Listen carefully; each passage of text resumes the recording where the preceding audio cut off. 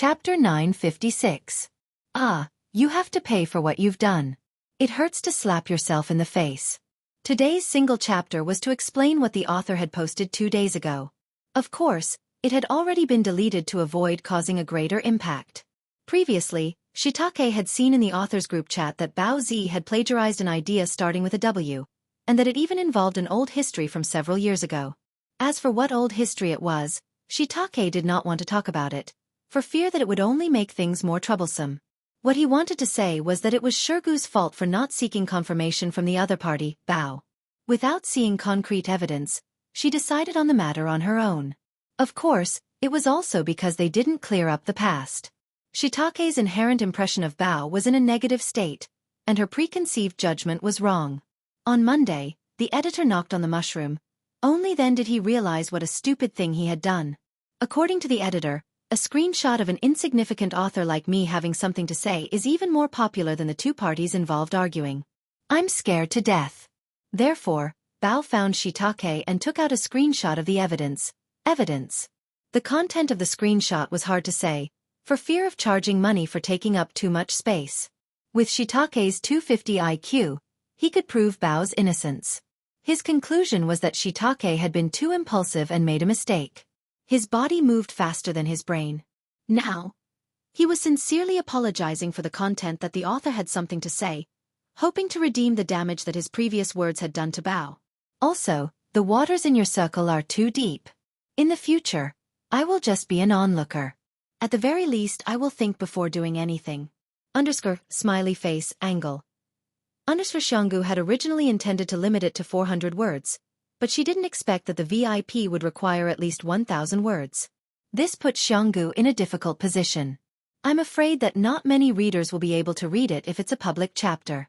It won't make much of a difference if it's a standalone chapter. It's better to publish it in the VIP section so that more readers can read it. However, if he wrote 1,000 words and sent it out, he would feel like he was trying to scam people. Thus, he decided to make a small sum of money as compensation. Foreign. Zixiao, look at me. A familiar voice drifted into his ears, making him itch as if a feather was gently tickling his heart. Wei Ci struggled to open his eyes. The glaring sunlight made him frown uncomfortably. Before he could see his surroundings clearly, his cheeks felt moist. Haha, are you still awake? Chongqing, help him wash his face. Wei Ci subconsciously raised his hand and touched his face. It was covered in sticky saliva. Before he could react, a fair and round face appeared in front of him. Chongqing, who was more than 8 months old, could already babble. She held Wei Ci's face with both hands, opened her mouth and bit the tip of his nose. Wei Ci could not help but laugh. He raised his arms and hugged Chongqing. His fair fingertips pointed at her little nose. Your nose is dirty. If you're hungry, look for the wet nurse. Chongqing chuckled and stretched out her 2 snow-white arms towards Wei Ci restlessly. Sigh. Children are full of energy and mischievous. They're too naughty, Jiang Pengji lamented. Isn't it because my lord always indulges her? That's not good. It's precisely because Chongqing is young that the lord has to educate him well. Jiang Pengji smiled. Although I like children, I don't like to teach them. Wei Ci muttered to himself, that's right, the lord herself likes to make a fuss. How can she raise the child? Don't raise a good-for-nothing second-generation ancestor. Fortunately, she has Zixiao. In the future, you will be her tutor. Yes, you will be the only tutor. Wei Ci said disapprovingly, how can this be? Ci's skills are not good enough. I'm afraid I won't be able to take on heavy responsibilities. Tutors and teachers are different.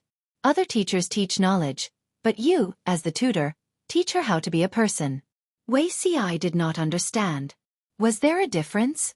Of course there was.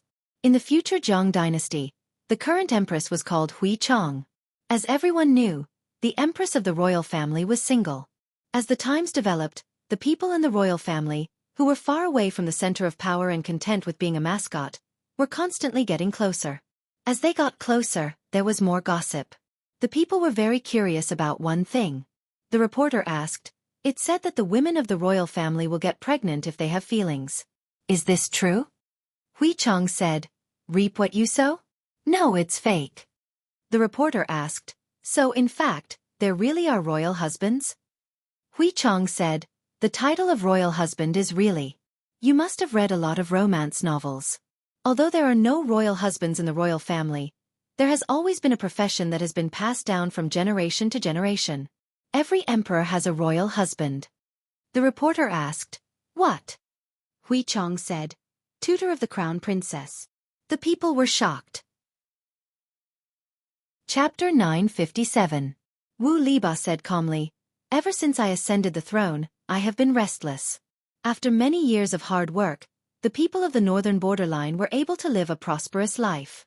After that, my lord reluctantly married his beloved daughter, Princess Anyina, to the former emperor's second son. They became in-laws, hoping that the two countries could coexist peacefully. All these actions are just to appease the old grudges between the two countries, so that the people of the two countries can live in peace. Jiang Pengji raised her eyebrows slightly. She looked at Wu Liba with a spurious smile. Taking words out of context and distorting the truth were vividly displayed by the other party. In Wu Liba's mouth, the ambitious king of the northern borderline was not only a wise and brilliant ruler, but also an ambassador of peace. Wu Liba did not even have the slightest idea what kind of person his king was. You're really good at distorting the truth. Don't you want any face at all? Jiang Pengji did not speak, so Wu Liba continued. My lord heard that the second prince used automatic troops and offended the borders of Chongzhou. He was worried day and night and could not sleep well.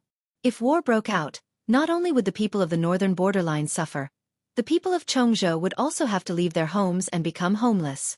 My lord thought of this matter and took pity on the suffering of the common people of the two places. He specially sent an envoy, hoping to clear up the misunderstanding and restore friendship. Wu Liba spoke in a righteous and awe-inspiring manner. The viewers in the live streaming room were so angry that they wanted to explode on the spot. Hung Yu, other things aside, Wu Liba's shamelessness is on par with our streamer. Meng Pang Bao Bao. Bullshasterisk T.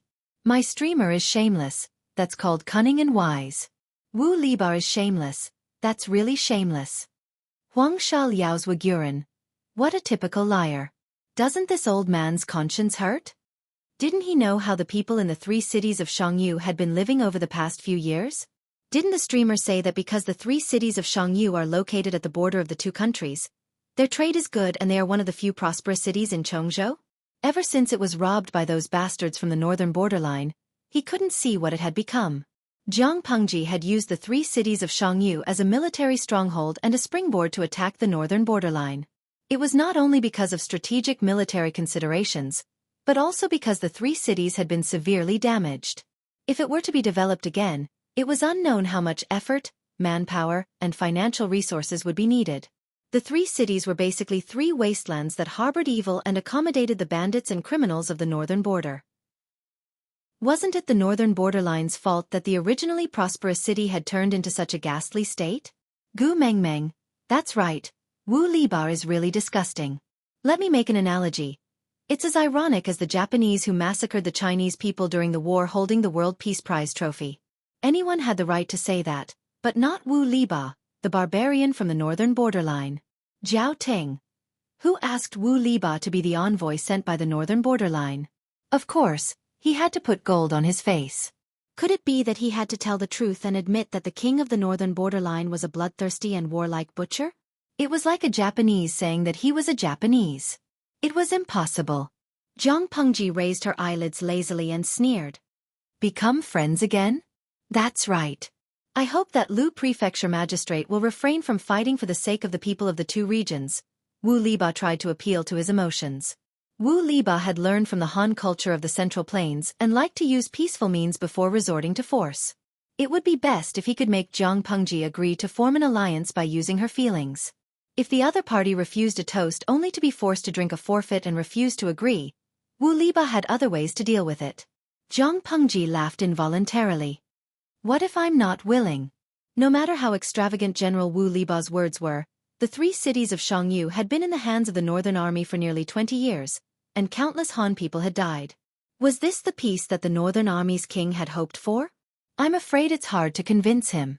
Wu Liba's expression did not change, but his eyes became sharper. He said, although I live in the northern border, I know that the Lu prefecture overseer once gathered with the other 22 feudal vassals at the Huang River to form an alliance. Since then, the feudal vassals of Dongqing had been independent and only cared about their own interests. Does the governor of Liuzhou know that it is lonely at the top? Now that you are in a high position, who knows how many pairs of eyes are staring at you in the dark? This is a situation where tigers and wolves are surrounding you. If you let your emotions get the better of you and start a war between the two sides, no matter if Lu Prefecture's magistrate wins or loses, his vitality will be greatly damaged. When the sandpiper and the clam fight, the one who benefits in the end is the fisherman. Ceremony did not work, so they could only use troops. Wu Liba explained the key benefits and tried to persuade Jiang Pengji. He wasn't spouting nonsense. Jiang Pengji was the most powerful feudal vassal in Dongqing. If she started a war with the northern border, regardless of the outcome, her vitality would be greatly damaged. By then, who knew how many forces would bully her? If the enemy took advantage of the stalemate between her and the northern border and directly sent troops to attack both sides, what would happen? Lao Siji Lianming, what Wu Liba said makes some sense, but did he forget something? Jiang Pengji laughed and said, General Wu Liba, have you heard of a certain saying of the Han people? What saying? Those who are not of our race will surely have a different heart. Wu Liba's face suddenly turned green. Jiang Pengji sneered and said, If I start a war with the northern border, regardless of the outcome, my name will surely go down in history. Among the feudal vassals, as long as they have a bit of courage and don't want to go down in history, who would dare to take advantage of the situation? How can this be understood by the uncivilized barbarians of the wilderness? She mocked Wu Liba as an uncivilized barbarian in front of him. This humiliation was undoubtedly a harsh slap to the other party's face. It was intolerable. Lu Shi. Wu Liba slammed the table and stood up. His entire face had turned green. He could see that Jiang Pengji was determined to start a war. She was just toying with him. Wu Liba had been famous for a long time. When had he ever suffered such humiliation? The guards who heard the commotion swarmed in. One group stood in front of Jiang Pengji, separating her and Wu Liba. The other group surrounded Wu Liba. Jiang Pengji said, I can hear you. You don't have to be so loud. I forgot to mention that we don't have the habit of not killing envoys in a war between two armies. General Wu Liba, please take it easy. If you really provoke me, you won't be able to return alive. After finishing her words, Jiang Pengji sneered and left. Wu Liba's mood had gone through ups and downs. He seemed to have aged a lot. Of course, Jiang Pengji didn't kill him. Instead, she packed him and the people he brought with him and threw them out. I'm afraid the war at the beginning of spring is unavoidable. Why? Is there anything in this world that you, Feng Longzi, are afraid of? Feng Zhen laughed. The time, place, and people are all present. Of course I'm not afraid. On the contrary, if I miss this opportunity, I'm afraid I'll become a sinner for all eternity. The Central Plains was divided. The foreign tribes were becoming more and more of a threat to the Han family.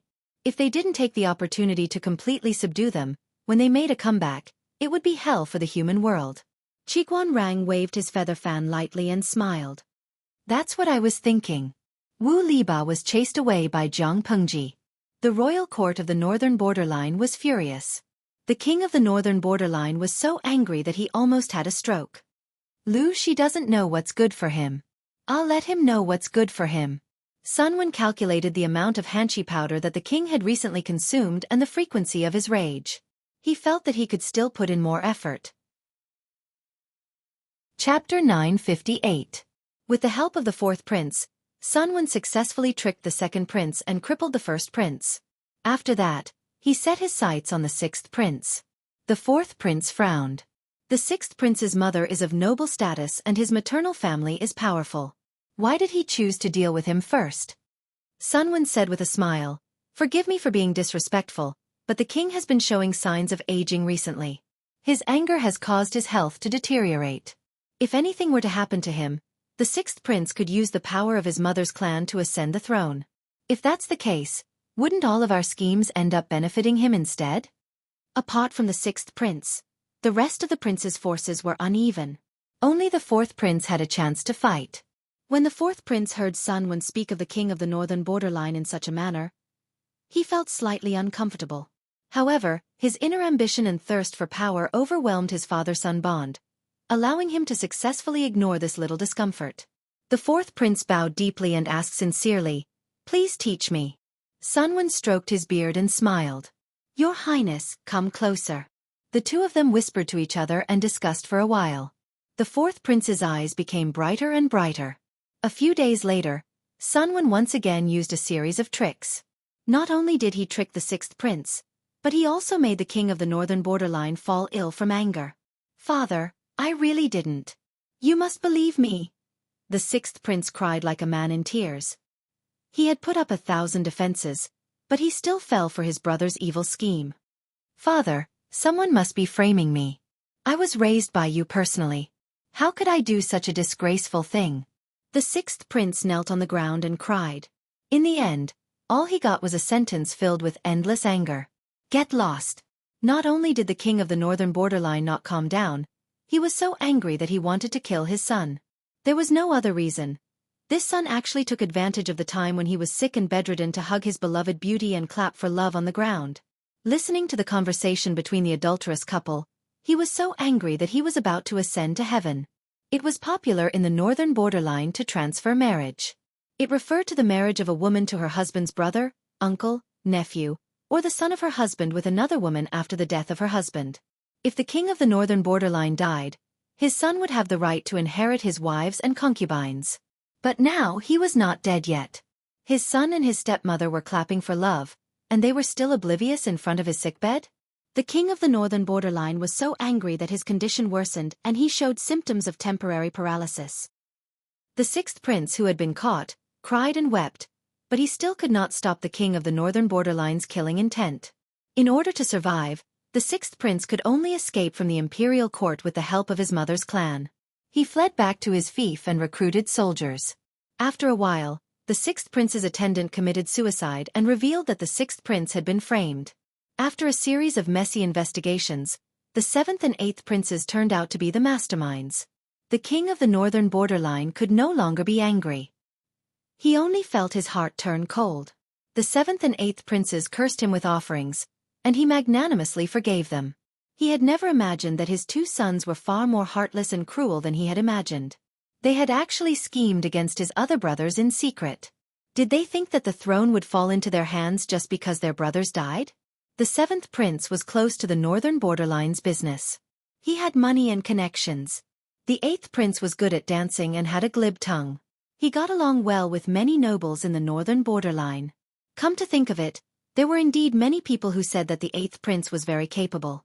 It was really scary to think about it.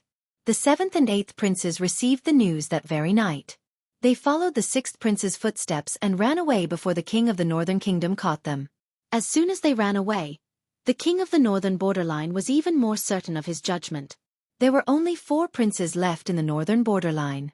As for the remaining 5, the second prince was in the Lord's hands. The eldest prince was deposed. The 6th, 7th, and 8th princes ran away to their respective fiefdoms. The division of the northern borderline had been mostly completed. Now, only the finishing touches were left. Sigh. It's New Year's Eve again. I wonder how Lon is doing? The old man who stayed behind? Sunwon missed his grandson. Did his grandson miss him? Before the end of the year, a special guest came to Chongzhou. It was Han Yu. Wenbin. Wei Xiai almost couldn't react when he saw Han Yu. Zixiao. Han Yu was full of smiles. He stepped forward and greeted Wei Xiai with his hands folded in front. Han Yu had shed the immaturity of his youth. He was a handsome young man in his mid-20s. He wore a high hat and a wide belt. Wei Xiai and Han Yu were both disciples of Master Yuan Jing. They had a good relationship in private. When old friends met, the two had endless things to talk about. Wei Xiai was in high spirits and drank a few cups of sake. I really didn't expect Lu Lanting to be a woman. When I received the news that day, I almost thought I heard it wrong. In Han Yu's memory, Jiang Pengji was still a young boy who drove a group of horses along the banks of the Yishui River. Who would have thought that the bad boy who went upstream to wash his feet was now a female lord who dominated a region? The world made fools of people. Han Yu complained as he drank. He was not as cold as usual. Instead, He was a bit long-winded. Wei Ci smiled bitterly. Han Yu was not the only one who was shocked. All the students of Langyi Academy were shocked. The two chatted about all sorts of things. The topic was related to the general trend of the world. Looking at the current situation, Lu Lanting is determined to fight against the northern borderline. Wei Ci said, "The Lord has made up her mind. This battle is unavoidable. The northern borderline is a big threat. We have to get rid of it. Her temper is no different from before. If we fight against the northern borderline, we won't be able to take care of other places." Wei Ci frowned and asked, "Wenbin seems to be implying something." Han Yu said, "The Meng family of Congzhou has a deep grudge against Lu Lanting. How could they miss such a great opportunity? If it were any other feudal vassals, it was unlikely that they would take advantage of the situation. However, it was hard to say for the Meng family of Congzhou." Wei Ci's face darkened. Han Yu had told him another piece of news. The Meng family of Congzhou wants to form an alliance with Huang Song of Haozhou. Meng Zhan even proposed to give his adopted daughter to Huang Song as a concubine. Wei Ci frowned deeply. In his previous life, Huang Song and the Meng family had formed an alliance to fight against the other feudal vassals. Huang Song married Meng Zhan's daughter. The father-son-in-law pair seemed to be close, but in fact, they had their own agendas. After a series of battles and calculations, Huang Song finally annexed the Meng family's foundation. But in this life, Meng Zhan had never had a biological daughter. Instead, he had an adopted daughter. After all, Meng Zhan's first wife in his previous life was not Gu Zhen. Even though she's his adopted daughter, he's still willing to give her away as a concubine. Is Wenbin worried that Huang Song and the Meng family will join hands to harm my master? Han Yu said, "It's not impossible. As long as there were enough benefits, they could do anything. If forming an alliance with the Meng family could help Huang Song advance further, who wouldn't be willing to do such a profitable deal?" Wei Ci looked straight into Han Yu's eyes and asked, "Wenbin, are you here to urge Su Bei to form an alliance with my master?" He asked quite straightforwardly, and Han Yu did not beat around the bush. Of course. If the two families join hands, even if Huang Song and the Meng family are in cahoots with each other, we still have nothing to fear. When Han Yu arrived in Chongzhou, he did not go to see Jiang Pengji first. Instead, he bumped into Wei Ci to find out what was going on. Chapter 959.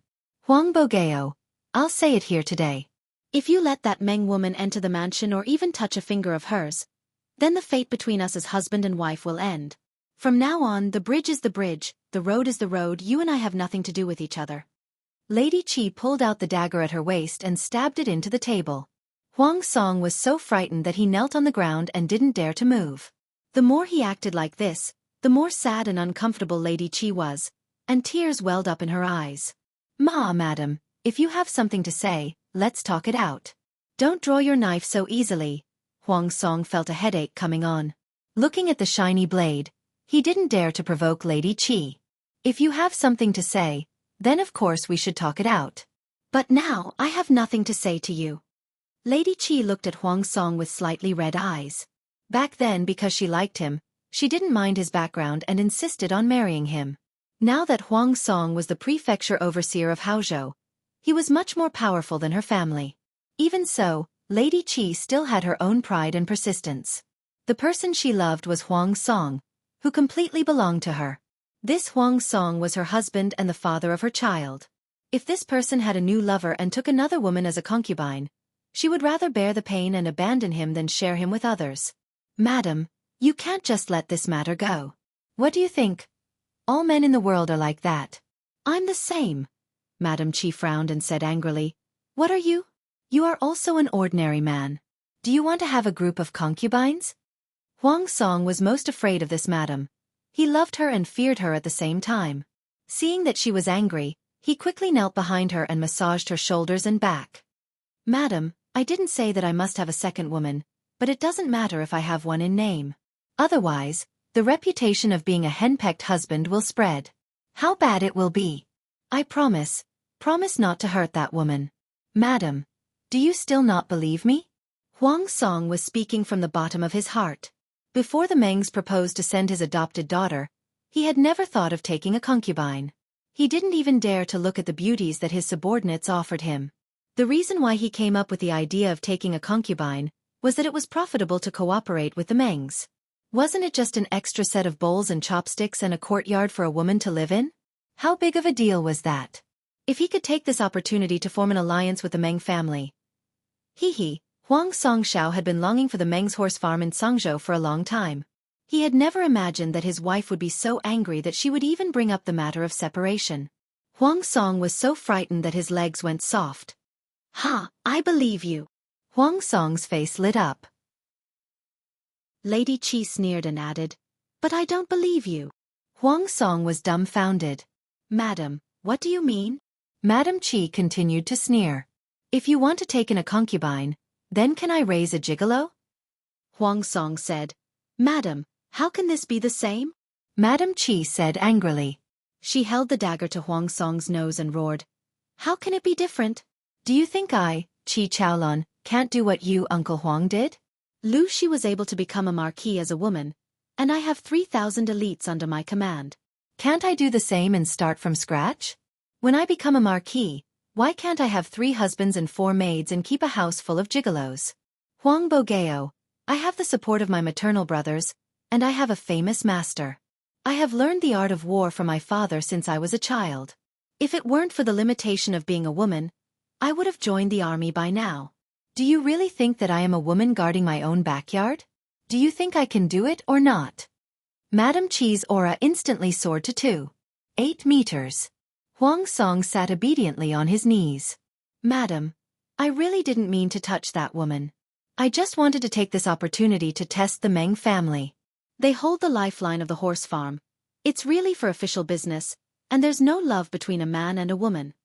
Huang Song hoped to persuade her with reason and emotion, but Madam Qi was very emotional and clear-headed, so she was not moved at all. She said mockingly, "Hearing you say that, you sound very aggrieved?" Huang Song said, I dare not. I'm not aggrieved. My husband is a man of indomitable spirit, not a cocky rabbit." Huang Song's face was livid, as if he was constipated. He smiled bitterly and said, "Madam, why do you say that? For the sake of the Meng family's interests, you have to reluctantly marry a woman from the Meng family. Isn't this a shady business of selling yourself?" Huang Song was about to refute, but when he saw his wife's fierce expression, he didn't dare to say anything. Besides, the Meng family is a sly old fox. If you hang out with him, it's still unknown who will swallow who. Huang Song said timidly, "Madam, even if you don't believe me, you should believe in my group of advisors. How can they be easy to deal with?" Madam Qi snorted coldly, her expression cold. "In short, as long as I am alive, no second woman is allowed to live in my room or sleep in your bed. If you dare to have one, I will abdicate and wait for your letter to release my wife. I will wait for your... May Madam live for 1,000 years and get married again." When a man and a woman separated peacefully, the man would write a letter to release his wife to the woman, and at the end, he would write, "May Madam live for 1,000 years and get married again," to show his blessing. After that, Madam Qi swaggered away, leaving Huang Song with a headache. "Alas, Lanting has really made me suffer." Huang Song touched his forehead. When he had just told his wife that he wanted to take a concubine, Madam Qi had directly used violence and beaten him so badly that he couldn't fight back. The daughter of a tiger from a family of generals was really terrifying. With this kind of combat power, even 3 to 5 big men might not be able to control her. "It's all your fault." Although Madam Qi and he were of the same mind, he couldn't stop her from being infatuated with Lu Shi, a role model for women. A woman had become a mighty and all-powerful vassal in the north. She had seduced his wife to pick up the knives, spears, swords, and halberds that had been abandoned for several years and used them vigorously. After all, Madam Qi didn't play with these things after she got married. For the sake of her idol, she picked up martial arts and made great progress after some hard training. It wasn't that Huang Song didn't want to fight back against the domestic violence just now, but that he had no room to fight back at all. Lanting, you really made me suffer." Huang Song took the bronze mirror and looked at himself. The bruises on his face were obvious, and there was a big bump on his forehead. How could he face others? Looking at the rouge and makeup on the dressing table, Huang Song recalled the process of his wife putting on makeup and tried to use it to cover up the traces of domestic violence. A quarter of an hour passed. Looking at the ghost in the mirror, Huang Song almost vomited from disgust. After carelessly wiping off the rouge, Huang Song left home with a wretched look on his face. He was going to find a few strategists to have a good discussion. As soon as he went out, he bumped into Cheng Jing and Feng Ju, who had come to visit hand in hand. Huang Song was speechless. He was the Lord. He still needed to save face. Cheng Jing and Feng Ju were speechless. They had come at the wrong time. The Lord and the other two looked at each other, and the atmosphere was awkward for a moment. Feng Ju asked, "Lord, have you convinced the first madam?" Chapter 960. Feng Ju sighed. Although Cheng Jing frowned, he did not say anything. It was an expected result. Huang Song's wife was also a resourceful woman. She was different from other unmarried women. Their lord never avoided this madam when discussing matters. Sometimes, he would even listen to her suggestions, which showed how much he loved and respected her. Cheng Jing said, "In that case, we can only think of another way." The master of the Meng family was as cunning as a fox. He was ambitious and would do anything to achieve his goals. He was not an easy person to deal with. Rather than being on guard against his schemes in the future, it's better not to associate with him from the start. Huang Song frowned and said, "If we don't agree, won't we become enemies with the Meng family?" The Meng family of Zhengzhou was really not to be trifled with. Huang Song's wings were growing, but compared to the big shots like the Meng family of Zhengzhou, he was still a little inexperienced. If the two sides were to form an alliance, Huang Song would have to bear a certain amount of risk, but the benefits would definitely be great. If they rejected the alliance, it would be equivalent to pushing the Meng family into a position of opposition, creating an enemy for no reason. Now, he could only listen to what his two trusted advisors had to say. Cheng Jing said, "Has my lord ever wondered why the Meng family would suddenly form an alliance with us at this critical juncture?" Huang Song shook his head. It was hard to guess the thoughts of the Meng family of Zhengzhou, and he had never studied them. Cheng Jing said confidently, "I'm afraid they have ulterior motives.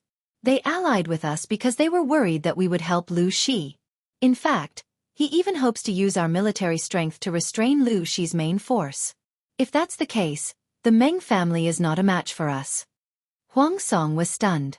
What does this have to do with Lanting? The Meng clan wants to destroy Lu Shi, Feng Ju reminded him. If the Mengs wanted to destroy Jiang Pengji, when would be the best time?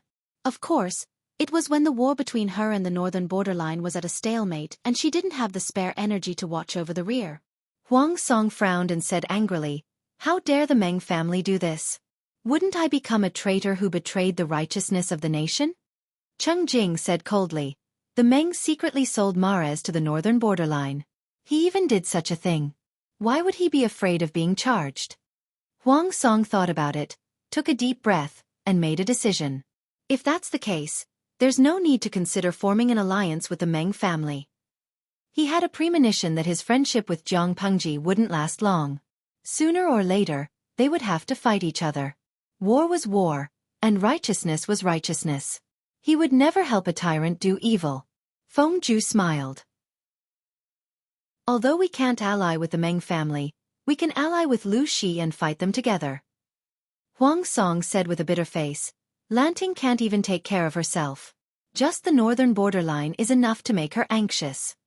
Cheng Jing said confidently, "Jing and Huaijie mean that we will help Lu Shi delay the Mengs. Once she has settled the northern borderline, we will destroy the Mengs." Huang Song was speechless. Why did the two strategists say that his friends who spent their days drinking and having fun with him were so awesome? That was the northern borderline, not cabbages. How could they be chopped at will? Feng Ju smiled bitterly. He took out a secret report from his sleeve and handed it to Huang Song. "Your Highness, you'll understand once you read it." Huang Song took it and read it. His eyes widened. What did he see? The situation in the northern borderline was actually this chaotic? The imperial court was divided, and the princes who had escaped went to develop their own tribes, while the princes who had yet to leave fought with each other until they were cross-eyed. It was taboo to split up within a force, not to mention a nomadic tribe like the three tribes of the northern borderline. The regime of the northern borderline used the imperial court as a link to connect the forces of the various tribes, twisting countless ropes into one. Only then did they gather a terrifying combat power. If all the tribes were divided, their combat power would be greatly reduced. This is an unlucky year for the northern borderline. First came the horse plague, then came the civil strife. How could they fight against Lu Shi, who had been preparing for years?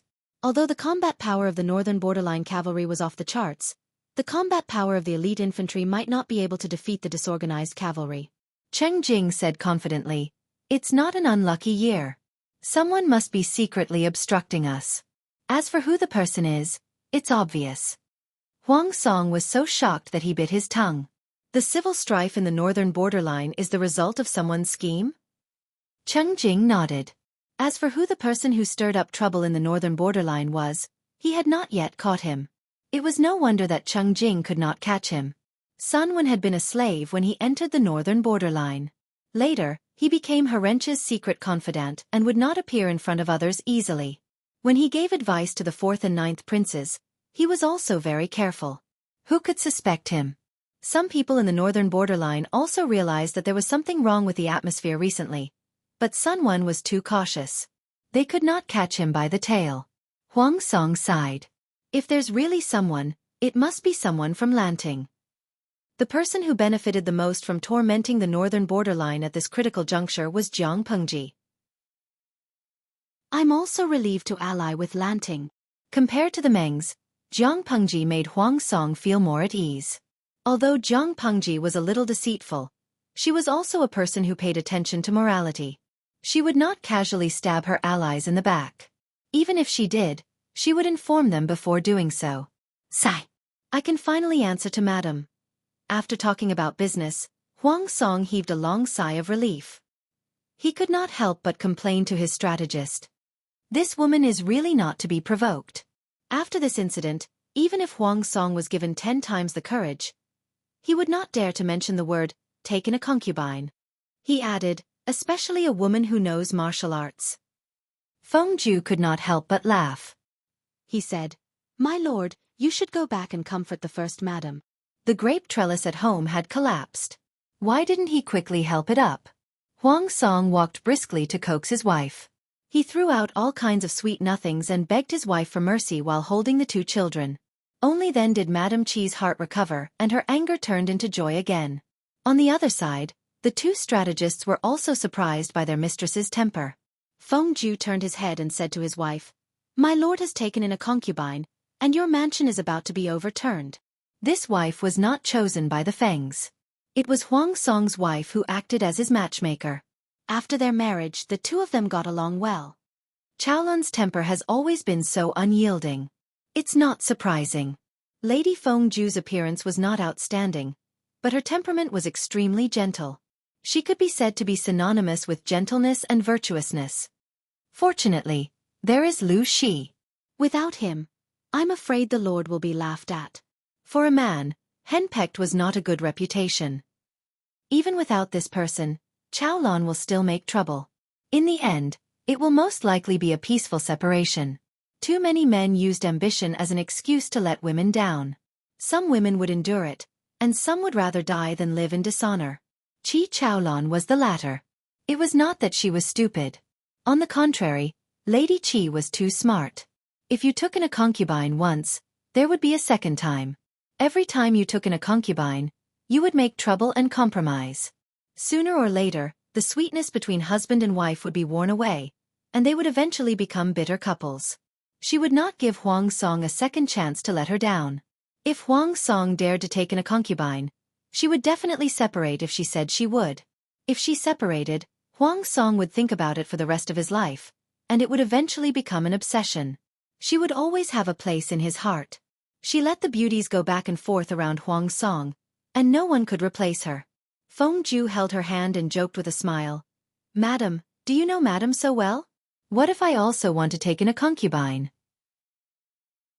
Lady Feng Ju glared at him, slowly pulled out her hand, and crushed the teacup on the table with a faint smile. "Husband, give it a try." Chapter 961. The alliance between the Lu, Su and Huang families not only made the feudal lords and forces in Dongqing uneasy, but the northern borderline was also in turmoil. Other than external factors, The internal affairs of the northern borderline were also full of hidden dangers. First, the 9 princes of the northern borderline plotted against each other. Then the king of the northern borderline's health deteriorated, like a river declining day by day. Cough, cough, cough, come, bring my medicine over. Frequent consumption of hanchi powder, in addition to frequent outbursts of anger, almost drained the king of the northern borderline's body. How was he still the majestic king now?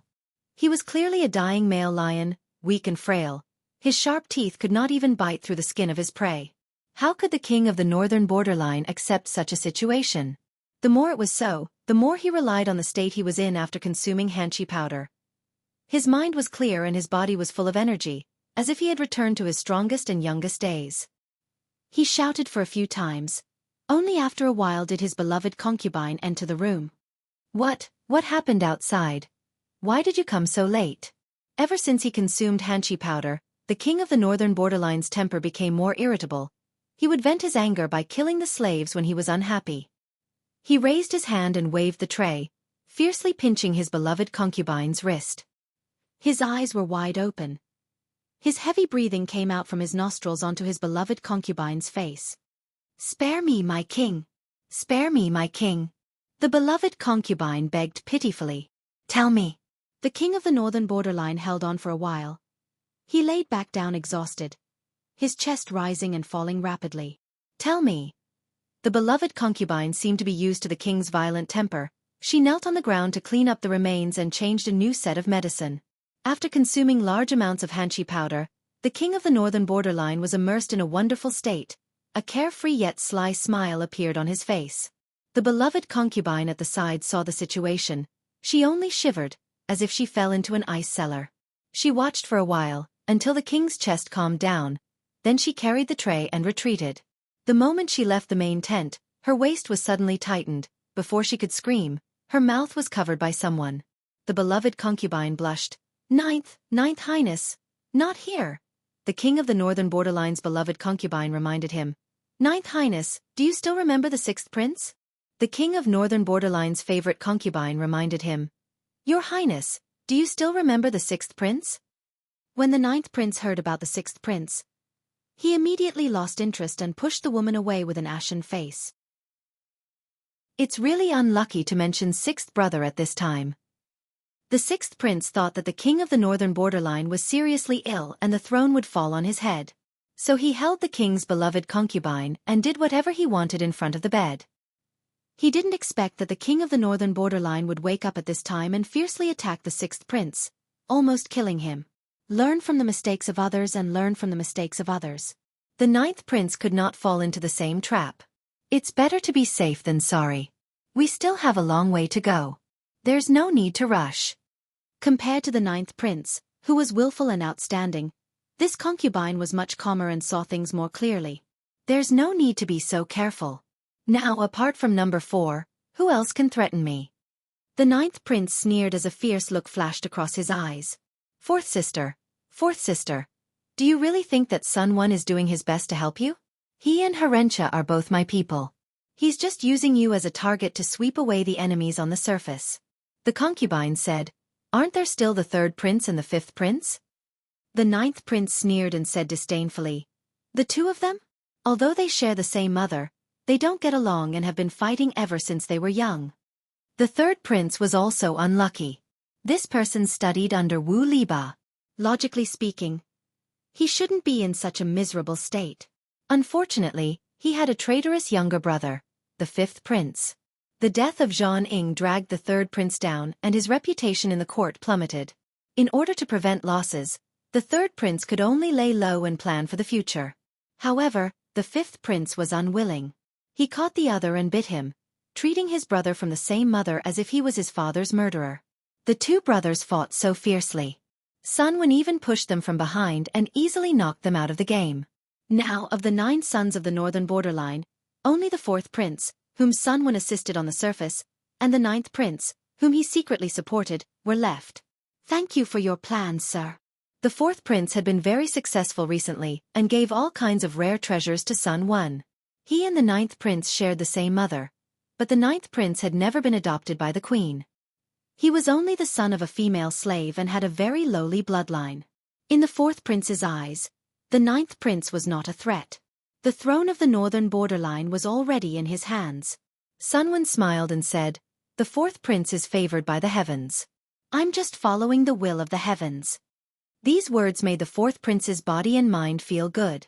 He said, "When I ascend the throne, I hope that you will continue to assist me to unify the northern borderline and fight against the traitor Lu."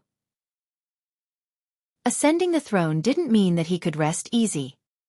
His other brothers had all returned to their respective tribes and were all great troubles for him. Sunwon smiled and said, "That's natural. I will definitely sacrifice my life for the fourth prince." The fourth prince was overjoyed at his loyalty. He held Sunwon's hand and refused to let go. Sunwon's schemes were unparalleled. If he could wholeheartedly assist him, he wouldn't be afraid of his brothers, let alone the covetous Lu Shi. As long as the ninth prince was eliminated, he would be the next king of the northern borderline. Sunwon frowned and warned, "The fourth prince can't let his guard down. Although the ninth prince is not as good as the fourth prince, he is still the youngest, and the king loves him the most. The ninth prince usually hides behind others and lets others take the blame for everything. I don't know how many connections he has secretly accumulated. The fourth prince should be more cautious in case he takes the opportunity to force the king to abdicate and act first." The fourth prince's expression turned serious and he said seriously, "Thanks to your advice, I almost got carried away." The ninth prince was usually quiet, but he was the youngest son and was loved by the king of the northern borderline. All the good things were given to him. After so many years, who knew what trump cards the ninth prince had? A few days later, the fourth prince received a secret report from an informant. The ninth prince was gathering troops to force the king to abdicate. There were only 2 princes left in the imperial court. The ninth prince must have felt the pressure and couldn't wait to act first. "Sir, what should we do? The ninth prince is really going to force the king to abdicate. According to the king of the northern borderline's love for the ninth prince, he might really hand over the throne to him." Sunwon comforted him. "The fourth prince is not in a hurry." "Why not?" The fourth prince said eagerly, "My plan has removed all the obstacles. Do you think it will be all for the ninth prince?" Sunwon said with a smile, "The fourth prince is not in a hurry. This is a ready-made weakness." As soon as he said this, the fourth prince was immediately comforted. "Sir, you are right." The fourth prince came back to his senses, his heart beating wildly. The ninth prince really made a bad move. The ninth prince couldn't bear the pressure and brought troops to force the king to abdicate. This was a stupid move made when there was no other way out. If he won the bet, the king of the northern borderline's position would fall to the ninth prince. If he lost, the fourth prince would be the final winner. Sunwon suddenly frowned and asked, "The fourth prince, is this news true?" The fourth prince said, "Of course it's true." Chapter 962. Night fell, and the breeze on the grassland brought with it a bone-chilling temperature, like fine knives scratching people's faces.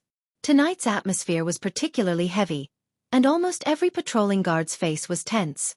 In the middle of the night, the Imperial Guards changed shifts again.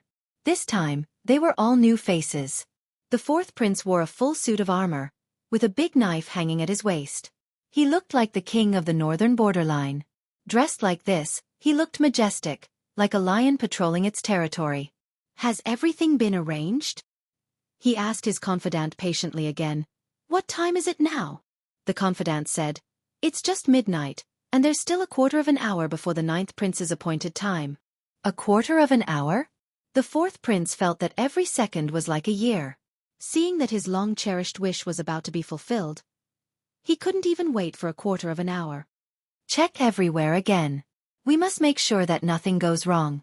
He paced back and forth, and seemed to think of something. He called his subordinate back. "Where's Mr. Sun?" At such an important moment, he hoped that someone would witness it with him. If Sunwon was there, he would feel more at ease. In the fourth prince's mind, this strategist who played with the political situation of the northern borderline was miles ahead of the wise men of the northern borderline. The confidant said, "Mr. Sun said that he was old and couldn't bear to see blood, so he went back." After hearing this, the fourth prince's mouth twitched. He didn't know what to do with Sunwon. He forgot that Sunwon was a weak scholar who couldn't carry anything with his hands or shoulders. If a bloody battle broke out later, no one could guarantee his safety if he stayed here as a scholar, so it was better that he didn't come. Let him be. Anyway, the general situation had been decided. It didn't matter whether Sun One was there or not. The fourth prince was a suspicious person, so he couldn't help but go to the king's tent to see that the king of the northern borderline was still in bed. Time passed, and it was finally the appointed time. The fourth prince's heart beat like a drum, and he became more and more nervous. However, why was there no one? Several confidants came to report that all the checkpoints were guarded by their own people, but they didn't see the ninth prince's people at all. What was going on? This ninth prince, did he have too much fun with his wife, so he was late? The fourth prince murmured to himself. He didn't dare to slack off. He ordered his men to guard the various checkpoints. He couldn't let his guard down. After the appointed time, the people who had been highly nervous gradually felt tired. The fourth prince clenched and unclenched his fists. Finally, he could not help but want to get up. He hadn't even taken 2 steps when he faintly heard the sounds of killing. His eyes widened in joy. However, before the smile on his face faded, dozens of his subordinates rushed in, covered in blood. The one leading them was his trusted aide. "Your Highness, we've been tricked, let's go." His confidant's words made the fourth prince's heart skip a beat, and an ominous premonition filled the air. Wait, what do you mean? The fourth prince supported his trusted subordinate subconsciously. The special rattan armor on the man's body had been cut by the sharp blade. His flesh was exposed, and blood was flowing out. He said emotionally, "What do you mean by we've been tricked?" The confidant raised his hand and tied a piece of cloth around his waist to stop the wound. The guards who rushed in from the outside firmly protected the fourth prince. Just as his subordinate was about to explain, the shouts were getting closer and closer. The fourth prince saw that his private army, which he had carefully trained, was losing ground. As they retreated, they left behind several corpses. The enemies outside were menacing, and the fourth prince could only lead his men to fight and retreat, until they were near the king's tent. The fourth prince's confidant was a man from the northern frontier. His face was stained with blood, and his eyes were slightly red, almost crying. "Your Highness, there's no coercion at all. We've been tricked. Even a fool could see that something was wrong, not to mention that the fourth prince was not a fool at all. There's no coercion if there's no coercion. If the ninth prince had not coerced him, then he would have used his power to transfer the guards of the king's tent and replace them with his own people. Wouldn't that be?" After a fierce battle, the fourth prince's thousands of elites were killed by 80%, and the rest were also defeated soldiers. Seeing that they were about to be forced into the king's tent, suddenly hundreds of executioners rushed out of the king's tent and cooperated with the pursuers to stop them. The fourth prince's thoughts turned quickly, and he vaguely guessed something. He was so angry that his molars creaked. He had fallen into the ninth prince's trap. Watching the people around him die one after another, but the enemies were increasing in number and getting closer and closer, the fourth prince was powerless to reverse the situation. "Fourth brother, I really didn't expect you to do such a crazy thing, forcing the emperor to abdicate and commit patricide." The shouts gradually subsided. There were corpses and broken limbs all around, and the ground was muddy with blood. The air was filled with the smell of blood. The fourth prince stared in a certain direction, and the crowd that surrounded them parted to reveal a familiar figure.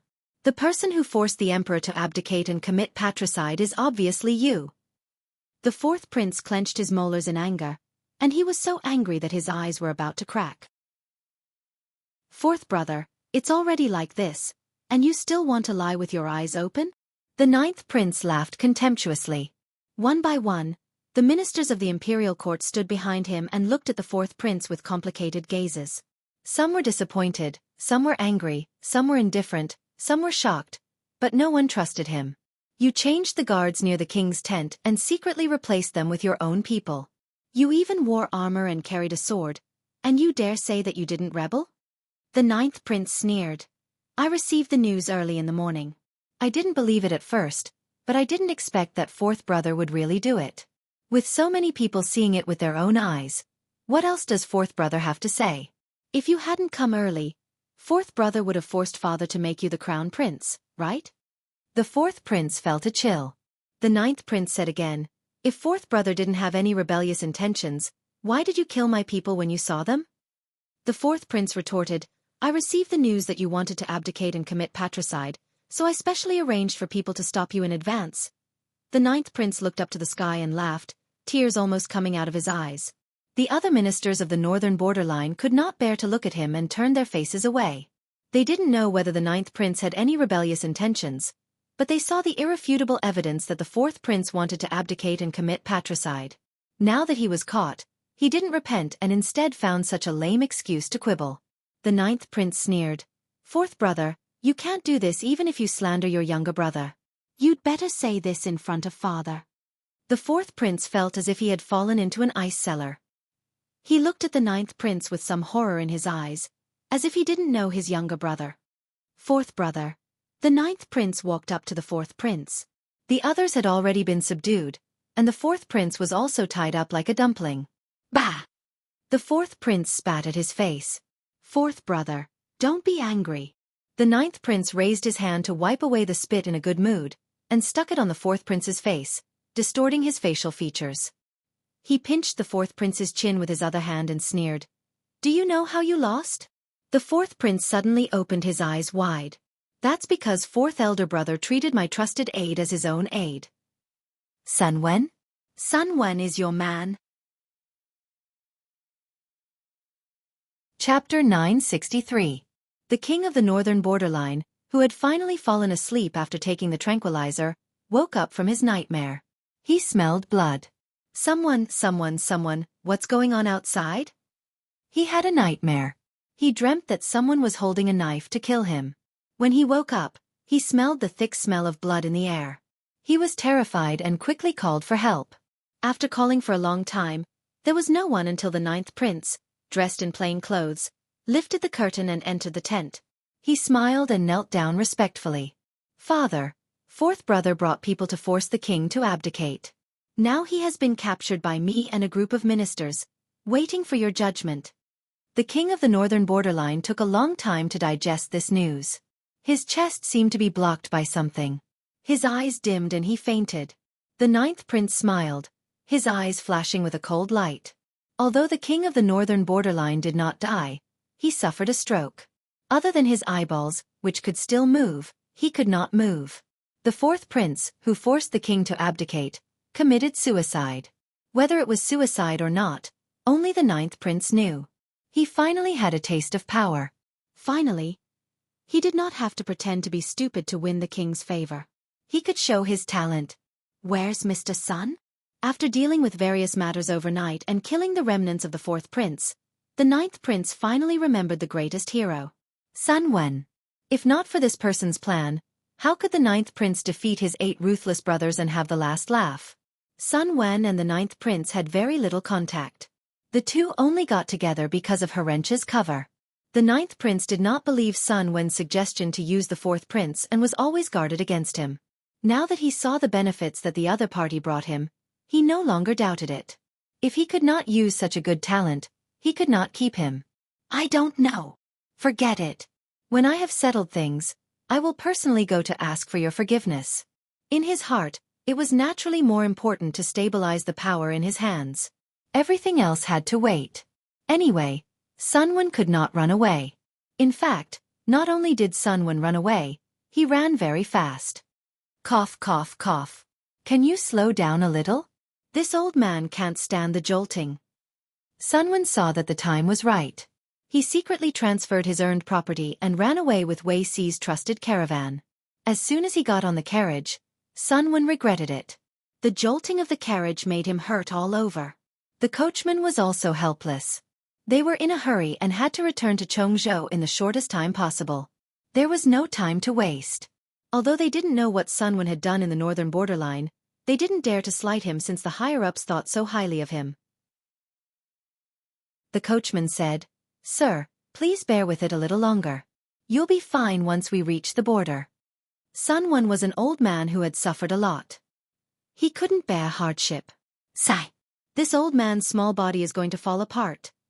Sun Wen thought about what he had done in the northern borderline all these years and could only grit his teeth and bear with it.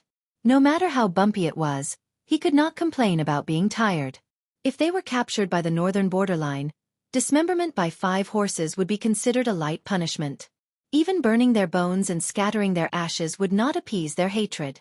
The caravan did not dare to cause any trouble, so they secretly smuggled Sun Wen out of the northern borderline under the cover of the goods. They had been doing business all year round and had already bribed the entire border of the northern borderline. It would not be a problem for them to smuggle someone in. Sun Wen's face was pale as he looked at the impregnable border, but his eyes were as sharp as an eagle's. It was great that he had returned alive. Sun Wen had been in Jiang Pengji's camp for a few years, but he had never seen his lord. It was rather strange. "Allow me to take a bath and wash up first, lest I offend my lord." Sun Wen spoke in a manner that was neither servile nor overbearing. Jiang Pengji arranged for Sun Wen to live in a spacious house and a quick-witted servant. Sun Wen revealed his identity. The middle-aged man who looked like a housekeeper bowed with his hands folded in front. "Your servant greets my lord." "Grandfather." A familiar heavenly voice assaulted his eardrums. Sun Wen had just entered the inner court when a figure in blue and white rushed into his arms. "Ayo." "Grandfather's darling, Lon Lon." Sun Wen took a small step back to protect his grandson. He still felt like he was in a dream. "Lon Lon, weren't you in Wanzhou? Why did you come to Chongzhou?" Sun Wen hugged his grandson and looked at him intently. His grandson, who had been thin and tanned, had now grown into a cute and mellow figure. One could faintly see his future elegance from his facial features. Fortunately, his grandson looked like his son when he was young. Otherwise, Sun Wen would not have been able to recognize him. "Let grandfather see." Sun Wen was so excited that tears streamed down his face. Grandfather's grandson has grown taller, fairer, and fatter. Sun Lon was a little shy as he pinched his sleeves and said, "Lon, Mrs. Grandfather. The academy is on holiday, so grandson begged Fengyi to come with me to Chongzhou." "Fengyi? Who's that?" Sun Wen was startled. "A friend I met in Wanzhou. He's also my classmate." Sun Wen was relieved. He was willing to be enslaved and blackmailed by Wei Ci so that his grandson could grow up safely and happily. Sun Lon had gone to the academy to make friends. Even his shy and reserved personality had become a little more cheerful. This comforted him greatly. However, "You came with that Fengyi? Two little kids came all the way from Wanzhou to Chongzhou?" Sun Lon smiled and shook his head, revealing a few missing teeth. "Fengyi and Jinghui's fathers are both in Chongzhou. They haven't seen their father for many years. They came to see their father. I also miss grandfather, so after asking, I came with them." Sun Wen frowned. He could already tell that Fengyi and Jinghui's parents were not simple. "Who is Jinghui?" It sounded like the name of a little girl. Sun Lon lowered his head and shyly moved closer to Sun Wen's ear. "She's my classmate."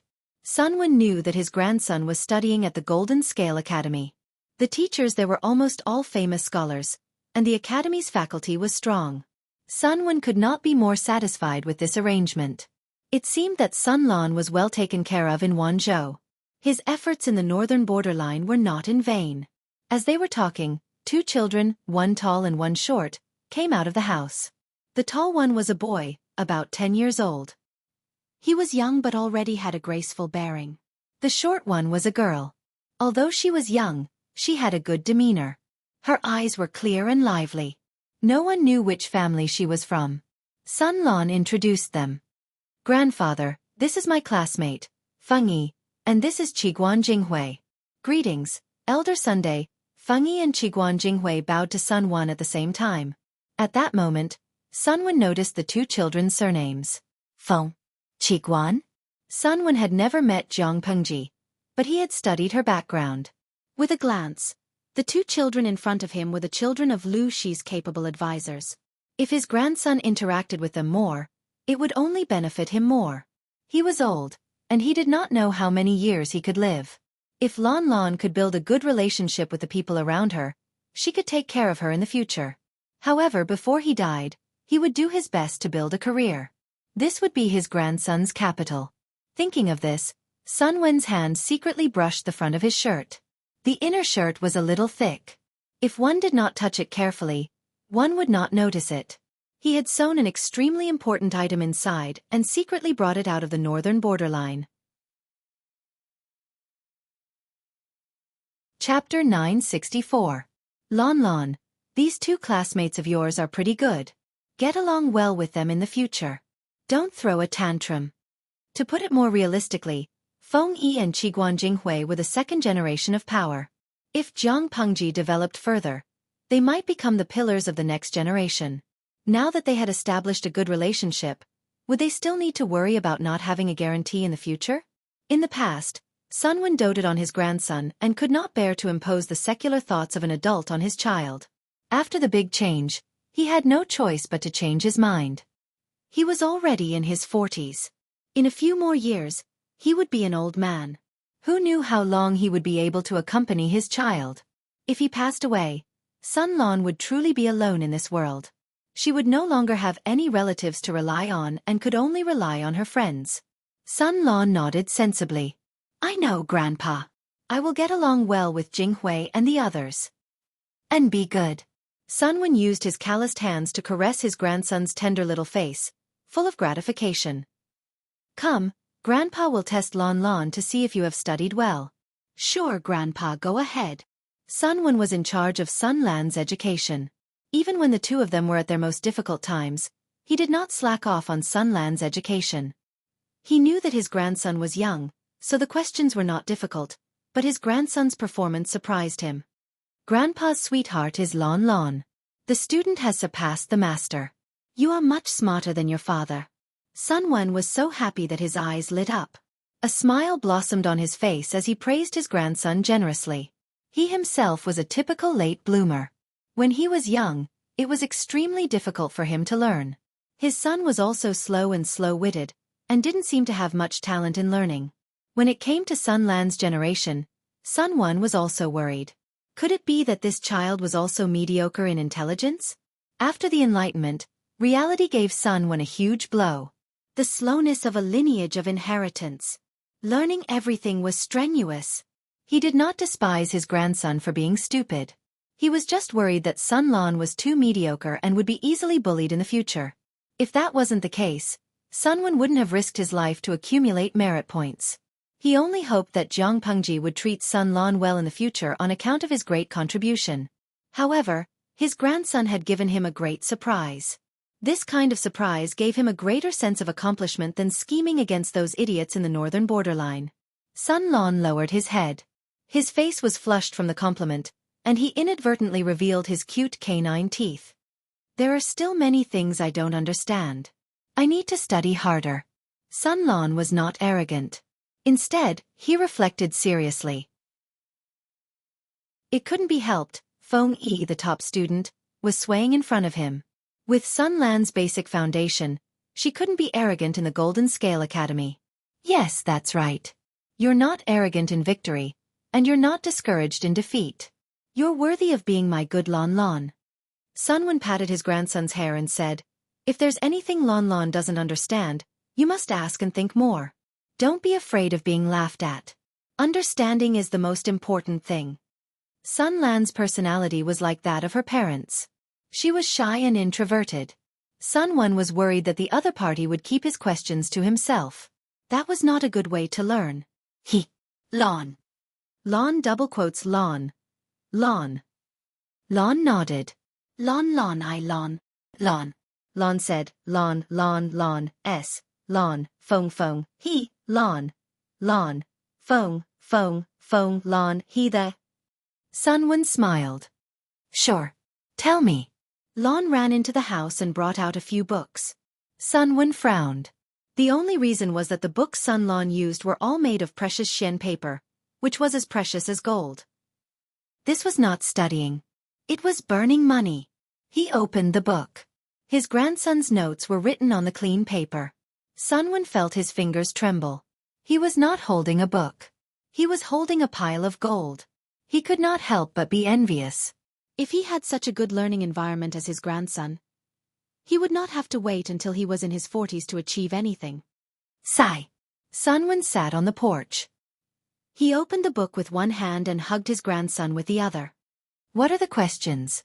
The questions that Sun Lan could not solve were child's play for Sun Wen. The answers were at his fingertips. Sun Wen enjoyed Sun Zhao's starry eyes. He smiled, which was rare. Grandpa, you're amazing. Sun Lan was not stingy with her admiration. Sun Wen was overjoyed. It was as if he had eaten a peach from the Queen Mother of the West. Lon Lon wants to be as amazing as Grandpa. She must study hard in the future. Sunwon looked at the sky. He held his grandson's hand and went to the main hall for dinner. Seeing his grandson eat every grain of rice, Sunwon felt gratified and sad at the same time. He was glad that the hard times were over. Their lives would be better in the future. Yes. He and Lon Lon could only live a better life when the Lord reached higher heights. After coaxing his grandson to sleep, Sunwon got up to get a lamp. He took off his shirt and used a pair of scissors to cut open his shirt and took out the contents. He had read the contents over and over again countless times and was already familiar with them. He sat there until dawn. After washing up, he changed into a new set of clothes and tidied himself up from head to toe. Just as he was about to leave, his grandson was already ready. "You're up so early? Why don't you sleep a little longer?" Sun Lon said, "I have an appointment with Fang Yi and the others to do morning exercises." 2 carriages were parked outside the door. A familiar head popped out of the curtains. "Good morning, Mr. Sunday." The one who spoke was Qiguan Jinghui. Feng Yi was old-fashioned. He wouldn't do something as rude as sticking his head out of the curtains. She got out of the carriage gracefully and Feng Yi bowed. Sunwon secretly raised his eyebrows. He heard that Feng Yi's father, Feng Zhen, was a complete wastrel. Now that he saw it, the rumors couldn't be trusted. "Yes, Jinghui." An unfamiliar voice came from the carriage. It sounded stern. Qiguan Jinghui was so scared that he shrank his neck and quickly stuck his head back. "Father," Sunwon heard the voice and guessed. The man in the carriage must be Qiguan Rang. The curtains of the other carriage opened, revealing a slightly gloomy and thin man's face.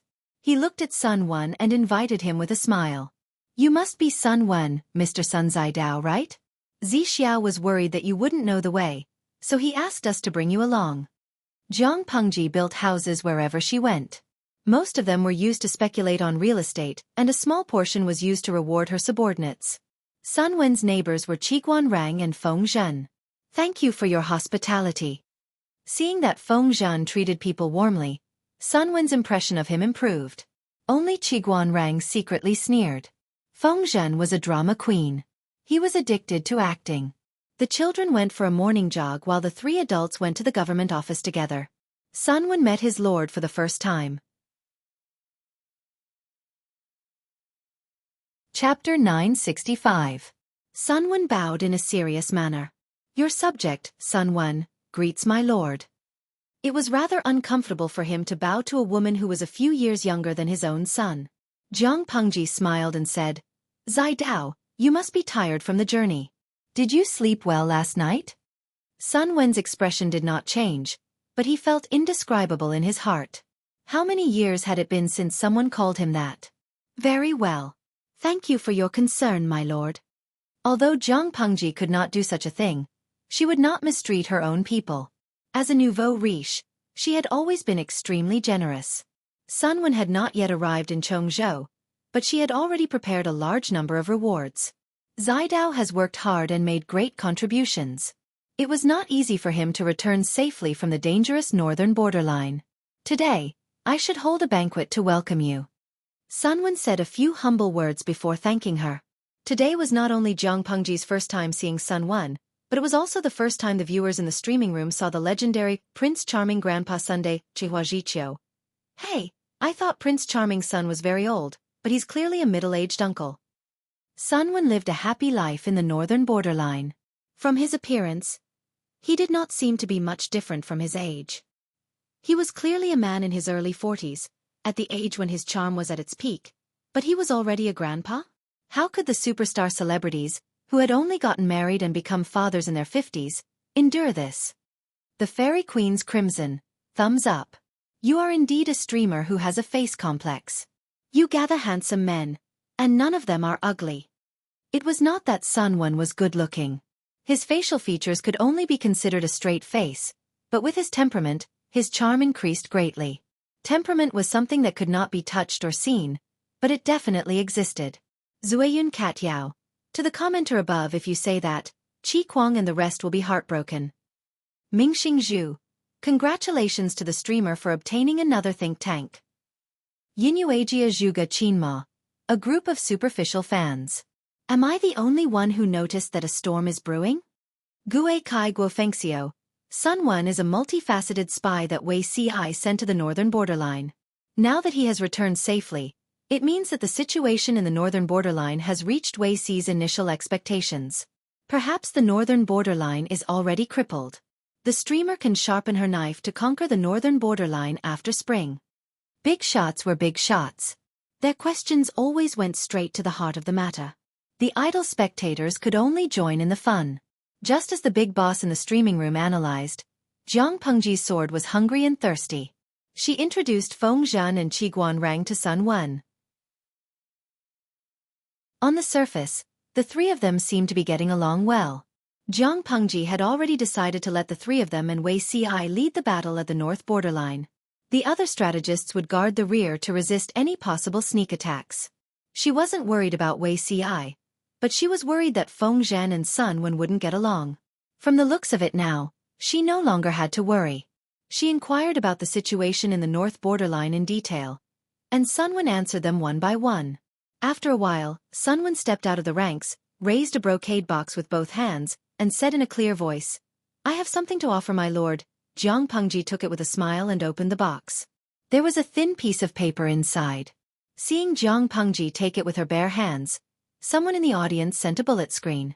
Yi Wu Yan Ling. If the paper was smeared with poison, it would be a miracle. Sun Wen is probably the most successful super spy. As it turned out, a brain hole was still a brain hole. Jiang Pengji took out the piece of paper and carefully unfolded it. A complete map of the north borderline was drawn on it. Sun Wen said, "This is the map of the north borderline.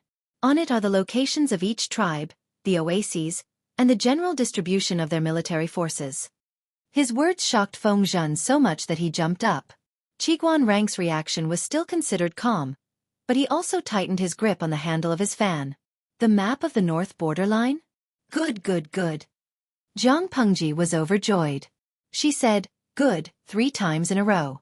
She smiled and said, "Zidao is indeed my Lu Shang." In order to attract Wei Ci's attention, Sun Wen had called himself Lu Shang.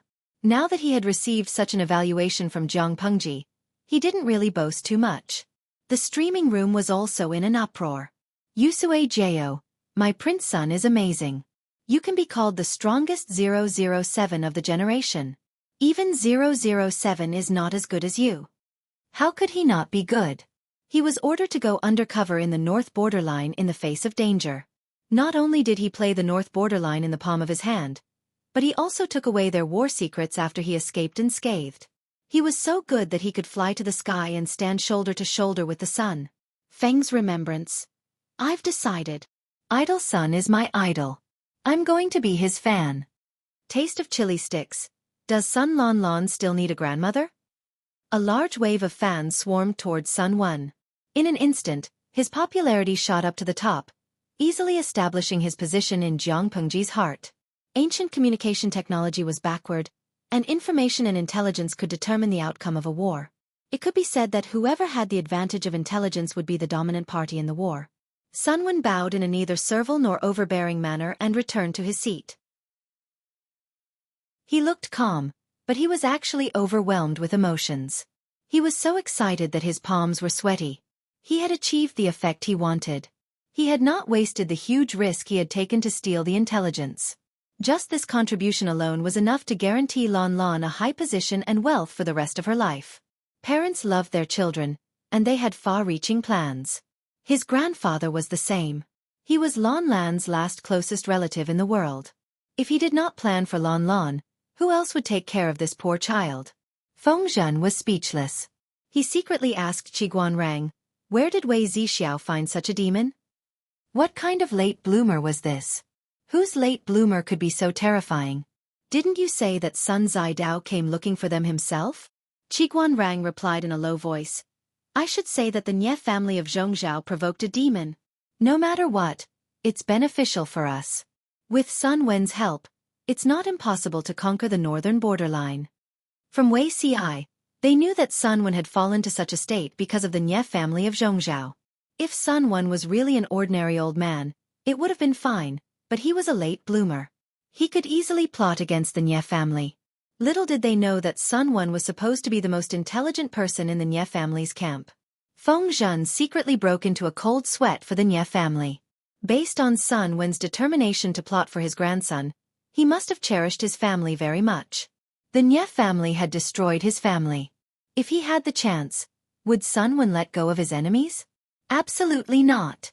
Although she had received the confidential documents, Jiang Pengji did not immediately gather people to discuss military affairs. Instead, she sent people to prepare a welcoming banquet. Sun Wen had just arrived. He knew no one but Wei Ci, but that did not prevent him from quickly becoming familiar with Feng Zhan and the others. Smart people always had a lot to talk about, even if Sun Wen was a generation older than Feng Zhan and Qiguan Rang. After chatting for a while, Sun Wen realized that he was wrong. He had thought that Feng Zhan was a warm and gentle gentleman, but after getting to know him up close, he turned out to be an unrestrained and free-loving wastrel. Could he have a bit of the moral integrity of a drama queen and put on a full act? Eating, drinking, gambling, and smoking. Was there anything that he did not know how to do? How did a father like this raise a good seedling like Feng Yi, who was elegant and dignified?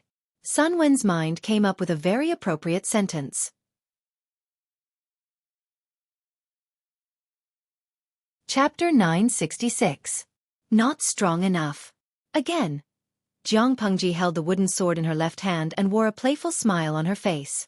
She was thick-skinned enough to bully the kids. Hey, did you not eat your fill this morning, or do you not feel like eating lunch? Are you trying to tickle me with your soft strength? She casually blocked with her wrist, and with a little force, she easily pushed away the little radish head who was sweating profusely and exerting all his strength. No. Are you going to fight and kill the enemy or kill them? If you miss, you'll be in a passive position. Jiang Pengji bullied the kids. The audience in the streaming room felt sorry for them. Tia Tata, streamer, you've fallen. Can't you bully the northern borderline? Why do you have to pick on 3 kids? Emo Xingyo, that's not bullying, is it? She used the sword with her left hand and her feet never left the ground. Akateris. Hee. Not to mention using a sword with your left hand. Even using one of your fingers is considered bullying. Yamada Mia. Don't worry about it. I think it's cute when the 3 kids kill themselves one after another. Jiang Pengji ignored the comments on the screen. She smiled at the 3 children, who were bending over and panting. You still won't admit defeat? I won't.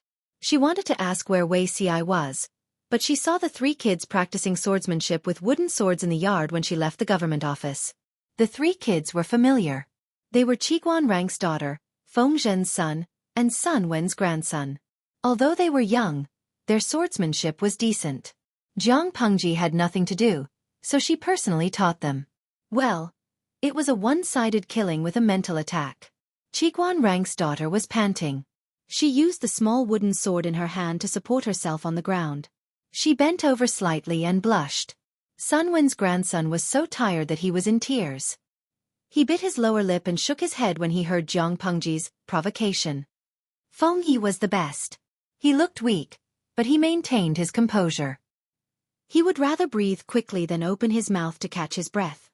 They're so young, but they're all stubborn. Why do you hold it in when you're tired? Jiang Pengji sighed with emotion. She put aside the wooden sword in her hand and waved at the 3 children. Come here, I'll take you to the kitchen to find some delicious food. Jiang Pengji was the master of the 3 children's elders.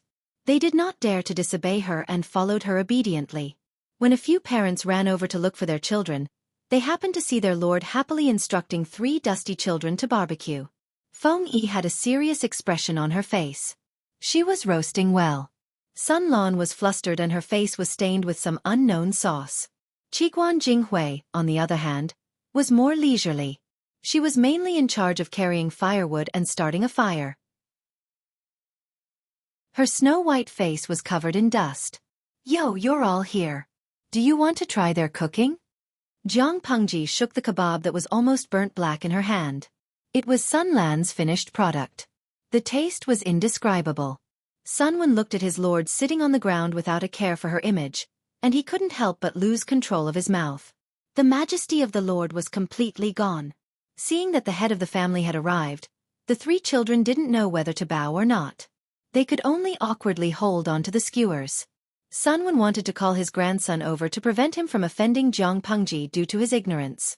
However, he had just arrived and Qiguan Rang and Feng Zhan hadn't spoken yet, so it was not appropriate for him to speak first.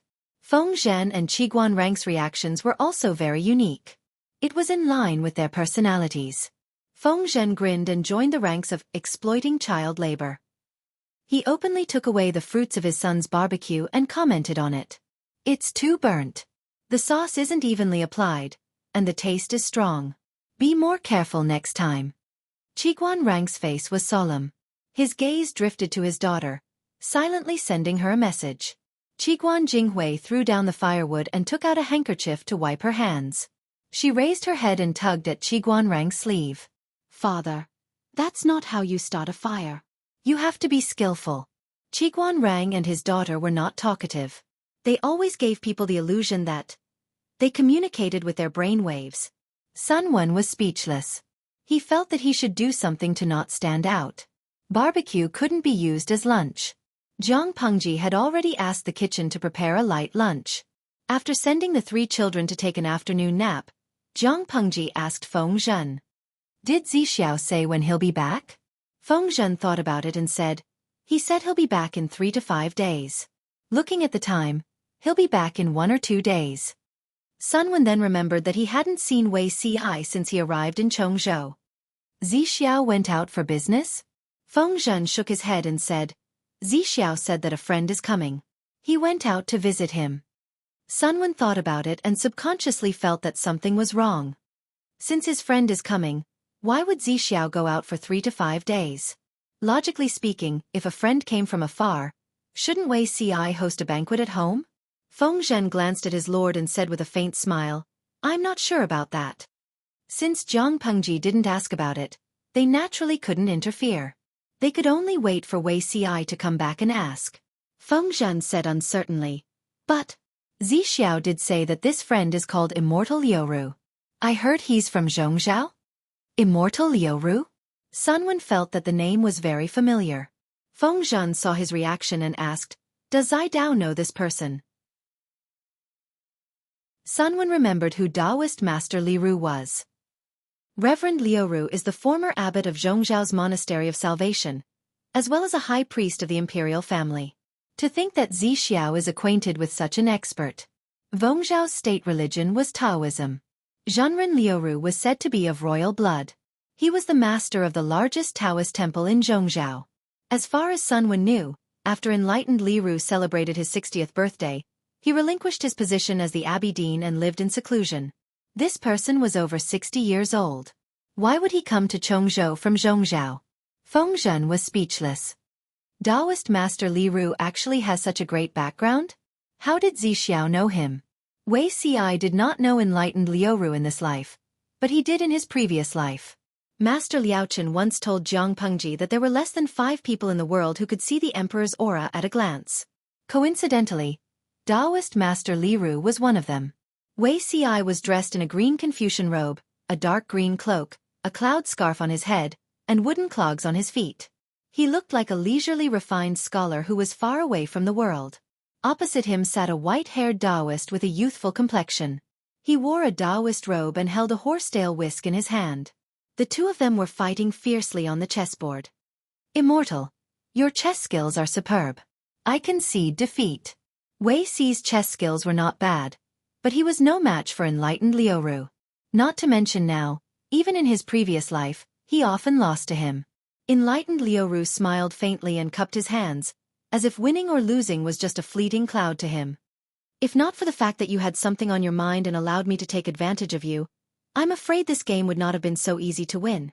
Enlightened Liu looked at Wei Ci with a kind gaze. He did not know Wei Ci, but when he saw the other's face, he knew that Wei Ci knew him. Chapter 967. Although the Lord Ziwei Emperor's qi had been increasing, if the thief had not stolen it, her fate would have been even more vigorous. Wei Ci was worried at the thought of this. In order to clarify the truth, he sent letters to several hermit masters. Master Liaochen did not leave Hejian County, and the other masters were in seclusion. He only caught Zhenren Liu. Wei Ci did not dare to guarantee the level of the others, but Zhenren Liuru was half his teacher and a role model in the world of charlatans. Zhenren Liuru smiled as he cleaned up the chessboard. Young friend, you are not in the game. You can just watch from the sidelines. Why are you upset? Wei Ci shook his head and said, although I am not in the game, the most important person in this life is in deep trouble. How could he stand aside and watch from the sidelines when the Lord was in deep trouble? Zhenren Liuru smiled and said, infatuation in the world of mortals. Wei Ci had an embarrassed look on his face, as if his thoughts had been seen through. Young friend, please forgive me for being rude. You have already jumped out of the 3 realms and 5 elements. You have a great opportunity and the Emperor's Qi to protect you. Why are you still in the world of mortals? Why not follow me to seek immortality and seek the Tao? You are free and unfettered. Zhenren Liuru tried to coax Wei Ci to become a monk with him. It was a waste of such a good seedling to fight and scheme against each other. Wei Ci sighed. What's the use of being outside the world of mortals? But my heart is in the world of mortals and is tied to that person. Zhenren Liuru was cruelly fed a mouthful of dog food. He said, since you have made up your mind, it is not good for me to break you up. Wei Ci wanted to explain but Zhenren Liuru said, I read your letter carefully and know something. Wei Ci bowed and asked, Zhenren, please enlighten me. Zhenren Liuru shook his head regretfully. He said, I only have one suggestion for this matter. Let nature take its course and do not interfere. Wei Ci was puzzled. That evildoer stole the fate of the nation and the Emperor's Qi of others. How much sin did he commit? Zhenren, why? Dongqing suffered from frequent natural disasters and many people suffered because of it. It was all because the fate of the nation was stolen. Zhenren Liuru said, it is for the sake of the common people that you should let nature take its course. Wei Ci wanted to get to the bottom of it. He said, please enlighten me, Zhenren Huanqing. Your master Lu Shi is the chosen child of heaven. If there are no accidents, she will be the ruler of the world, right? Although it was a question, Immortal Liru said it in a declarative tone. The evildoer who stole the country's fate and the Emperor's aura have a great fate and bond with your master. As for who he is, I can't tell because my cultivation is too shallow. I can only say that both of them will suffer. Wei Ci's eyes widened. How could this be? According to Reverend Liru's words, that demon couldn't be moved? Things will eventually sort themselves out, and the boat will naturally straighten itself out when it comes to the bridgehead. Young friend, you don't have to worry too much. This lord of yours has an extraordinary background. This tribulation is just a hurdle. It'll be fine once he gets over it. Enlightened Liru smiled as he comforted Wei Ci. Since he's the ruler of the world, he has to go through hardships. Your master isn't an ordinary person. I'm afraid she already knows the identity and background of the demon and is secretly planning something. Wei Ci said dumbfoundedly, I wish I could take his place. The unknown was the scariest. How could he not be worried when faced with these problems that didn't exist in his previous life? No matter how Wei Ci tried, Enlightened Liru refused to reveal more information. It was really annoying. After 2 days, Wei Ci prepared to leave. Enlightened Liru saw him off for a kilometer. Before leaving, he suddenly asked, Young friend, do you know of Zhuangshang's dream of a butterfly? Wei Ci didn't understand. He said, in the past, Zhuang Zhou dreamed of a butterfly. It was vivid and lifelike, but he didn't know Zhou. Suddenly, he realized that it was Zhou. Didn't he know that Zhou's dream was butterfly and butterfly's dream was Zhou? Is this the story you're talking about? Enlightened Liru sighed. Yes, Zhuangshang dreamed of a butterfly. A butterfly dreamed of Zhuangshang. Young friend, remember this. Wei Ci was stunned. What did this mean? What was Enlightened Liru hinting at? Without waiting for him to think carefully, Enlightened Liru said, I observed the sky last night. The Emperor's star shone and the north was auspicious. Young friend, you can rest assured. Wei Ci returned with a stomach full of doubts. However, according to Enlightened Liru's instructions, the Lord had the ability to deal with that demon and should be safe. Even so, Wei Ci still felt uneasy. Why would the evildoer who stole the fate of the nation and the Emperor's aura suffer together with his Lord? He desperately wanted to return to her side. Only by seeing her well with his own eyes could he be completely at ease. Xueqi did not know that not long after he left, enlightened Li Ru's chest throbbed as if he had an ominous premonition. He calculated with his fingers, and his expression changed drastically. He quickly packed his luggage and ran off to travel. Taoist Master Li Ru had only left for half a day when a group of black-clothed men pounced on him. These people were not willing to give up. They searched the inside and outside of the thatched cottage, as if they were looking for something. If Xueqi were here, he would realize that Reverend Li Ru was the mysterious master who gave him the yin-yang jade pendant. At the same time, after Xueqi returned and heard that Sunwen had successfully completed the mission, he temporarily put these questions to the back of his mind. The most important matter now was still the northern borderline. As for the rest, they could talk about it later. "Greetings, my lord." As soon as he returned, he went to see Jiang Pengji. "Zixiao, you're back from visiting a friend?" Jiang Pengji asked. "You don't look worried. Did something difficult happen to you?" Xueqi restrained his unnecessary expression and said, "Thank you for your concern, my lord. I'm fine." "That's good." Jiang Pengji did not expose him. Instead, she asked the kitchen to prepare lunch for Xueqi and sent someone to invite Qiguan Rang and the others. Zai Dao completed his mission beyond expectations. He also brought back a map of the northern borderline, as well as the locations and approximate military strength of the various tribes in the northern borderline. With these, our chances of winning against the northern borderline will be greater. Since Zixiao is back, the war against the northern borderline should also be put on the agenda. Xueqi widened his eyes in astonishment. He knew that Sunwen was very powerful.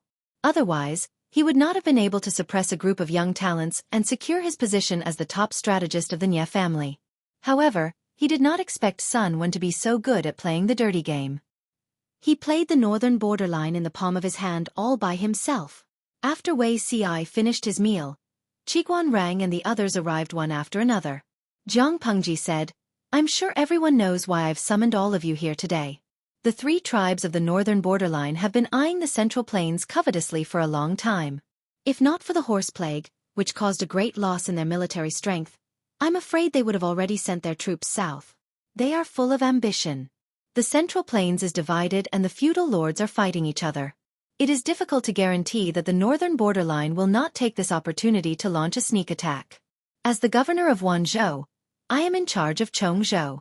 I will definitely be the first enemy to be eliminated by the northern borderline. As the saying goes, the one who strikes first gains the upper hand. Instead of waiting for the northern borderline to recover, it is better to take the opportunity to start a war and take their lives."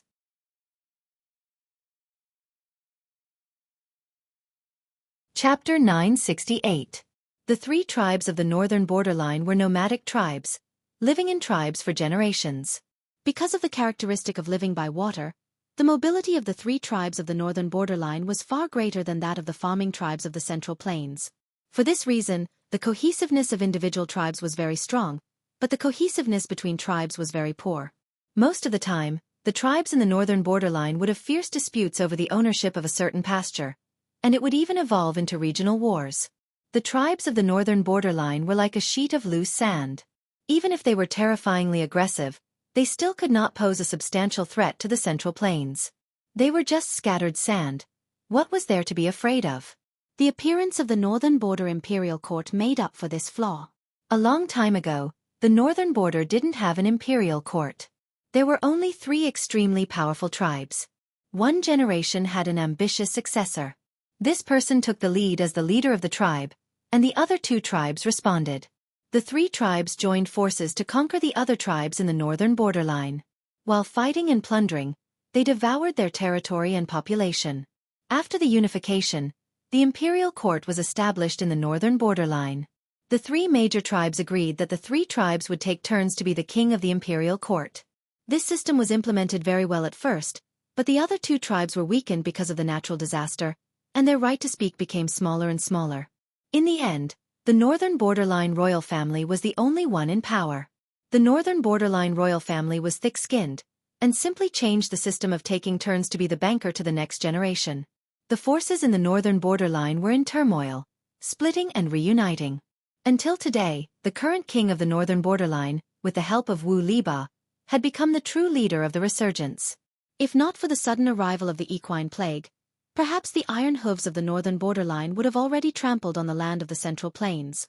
Although the appearance of the imperial court had become the glue between the various tribes, the characteristics of the nomadic tribes hadn't changed. The people of the northern borderline were still used to living in tribes. Sun Wen saw through this, so he used a scheme to sow discord among the princes, causing unrest in the political situation of the northern borderline. Other than the fourth prince, who committed suicide to escape punishment, and the second prince, who was about to be sacrificed to the flag, the other princes of the northern borderline were scattered all over the northern borderline. Their actions further tore apart the harmony within the northern borderline, making it difficult for the troops everywhere to integrate. The northern borderline was like a hemp rope. If they worked together and exerted their strength in one direction, the combat power they could unleash could change the color of the sun and moon. If this hemp rope was divided into a dozen strands, an ordinary strong man would be able to break it with a single tug. It was no longer a dream to break through the northern borderline's defense line one by one. Jiang Pengji praised Sun Wen mercilessly. Not only did she praise him verbally, but she also rewarded him generously. Firstly, Sun Wen had made great contributions. He was worthy of this honor. Secondly, Sun Wen showed off his abilities as soon as he arrived. If Jiang Pengji did not back him up, there might be people who would make fun of him. The greater the power, the more complicated the personnel, and the higher the probability of conflict. Jiang Pengji didn't expect them to love each other. She just wanted them to do their jobs well and not be a burden to each other. She had been plotting against the northern borderline since she was 12 years old. Now, she had a strong army and sufficient provisions. Everything was ready except for the arrival of spring. Although it was said to be a discussion, the few of them gathered together to analyze the actual combat power of the northern borderline and various ways to deal with various emergencies. Sun Wen successfully entered the A-list and was doing very well, but the northern borderline was in an uproar. This could be traced back to a period of time ago. The ninth prince was the big winner who had the last laugh, and he could be said to be proud of himself. The old king of the northern borderline suffered a stroke, and the powerful minister Haluncha supported him with all his might. The ninth prince naturally became the crown prince and held great power. The taste of power is intoxicating. The ninth prince enjoyed it for a few days, and finally remembered that he hadn't seen Sun Wen for a few days. He went to visit him personally, but Sun Wen's tent was empty. Before he left, Sun Wen deliberately set up a diversion and tried to delay as much time as possible. Where is he? The ninth prince was dumbfounded. Although he didn't have much contact with Sun Wen, he had already relied on him for his divine strategy. The northern borderline still needed his assistance. His subordinate reported that not only was he gone, but Sun Wen's tent had also been violently rummaged through. Everything valuable was gone. It seems like it was done by the horse bandits, the subordinate said awkwardly. The ninth prince's mouth twitched. He said, "Horse bandits? Why would there be horse bandits at the place where Mr. Sun lives in seclusion?" The subordinate said, "But where Mr. Sun lives, there are indeed horse bandits causing trouble." The northern borderline had a vast territory, and horse bandits ran amok. Not only were the borders of Chongzhou deeply disturbed, but the herdsmen in the northern borderline also deeply hated horse bandits. These horse bandits didn't dare to attack the big tribes. At most, they would wander around the borders of the tribes. Sun Wen's identity was special. To reduce his presence and prevent others from noticing him, he asked to stay at the borders of the tribes. There were few people there, and it was hidden, so it was not easy to be discovered. The ninth prince understood everything and gritted his teeth. Find him. Even if I have to dig 3 feet underground, I have to find him. If he's alive, I want to see him. If he's dead, I want to see his corpse. He was still counting on Sun Wen to help him stabilize the imperial court and balance the various powers. After a deeper understanding, the ninth prince realized that the salted fish Herencha could make a comeback because of Sun Wen's meticulous planning. In other words, if Sun Wen was gone, Herencha's value would be greatly reduced. What use did he have for a salted fish? With Sun Wen's disappearance, the horse bandits in the northern borderline suffered. Dozens of horse bandits' nests were wiped out. However, no matter how many horse bandits' nests were wiped out, they couldn't find Sun Wen's whereabouts. At the same time, a few princes who had escaped to their fief rubbed their palms together, wanting to force the imperial court to hand over its power. This gave the ninth prince a headache. Have you found him? The ninth prince was also in a frenzy. The pressure from the imperial court and his brothers was almost crushing his spine. No. The subordinate who reported timidly said in a low voice. Trash. Why aren't you going to find him? The ninth prince panted heavily. He lifted his hands and swept everything he could touch to the ground. As time passed, some people suspected that Sun Wen might not have been kidnapped by the horse bandits, but that he had run away. However, this reason was simply a joke in the eyes of the ninth prince. Sun Wen tried his best to help him rise to power, helping him get rid of one obstacle after another. He was about to succeed, so why would he run away? It didn't make sense at all. As time passed, no matter how unwilling the ninth prince was, he had to admit that something had happened to Sun Wen. Without Sun Wen's advice, how could the ninth prince deal with the sly old fox and his aggressive brothers in the court? The more forceful he was, the more it would rebound. At that moment, the northern borderline received a declaration of war against the northern borderline from Chongzhou. To a certain extent, it helped the ninth prince attract all the attention. This was the second declaration of war from Jiang Pengji. Compared to the first warning, the wording this time was much harsher. It was a completely incompatible attitude. The ninth prince said this at the court meeting. The officials were in an uproar and everyone was anxious. Does anyone have a plan to deal with it? The ninth prince sat on the throne and looked around. The officials who met his gaze lowered their heads and closed their eyes, not daring to look him in the eye. Chapter 969. The ninth prince looked at the officials who were talking about him in court and felt very annoyed. If it was Mr. Sun Wen, he definitely wouldn't be vague or evasive. What was the use of keeping these useless people? Why don't we send someone to sue for peace?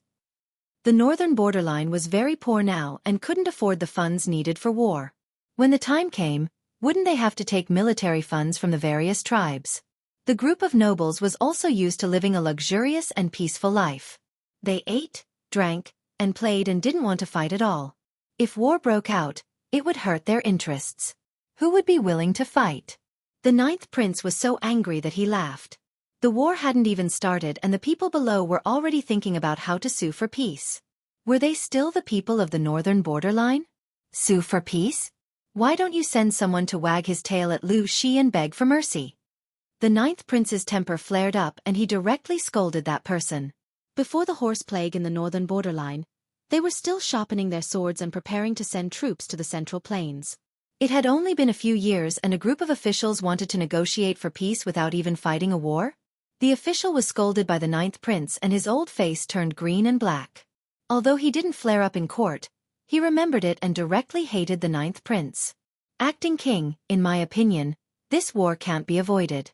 If we talk about peace now, it will undoubtedly help the others and diminish our own prestige. An old northern borderline official stepped out and said, "The most important thing now is to reorganize the troops and prepare to face the enemy." This old official said a bunch of nonsense, but it was better than talking about peace. The ninth prince also wanted to take this opportunity to take back the military power of the various tribes. The official's words were exactly what he wanted. That makes sense. The ninth prince said, "There is a strong enemy outside. The entire northern borderline should work together to fight against the enemy." A few of his brothers ran to the fief and gathered troops. It was obvious that they wanted to pull the acting king down from his throne. How could the ninth prince let them do as they wished? He might as well take back the military power in their hands while they were at war. Without the military power, no matter how capable his brothers were, they wouldn't be able to cause much trouble. The ninth prince's abacus was very loud.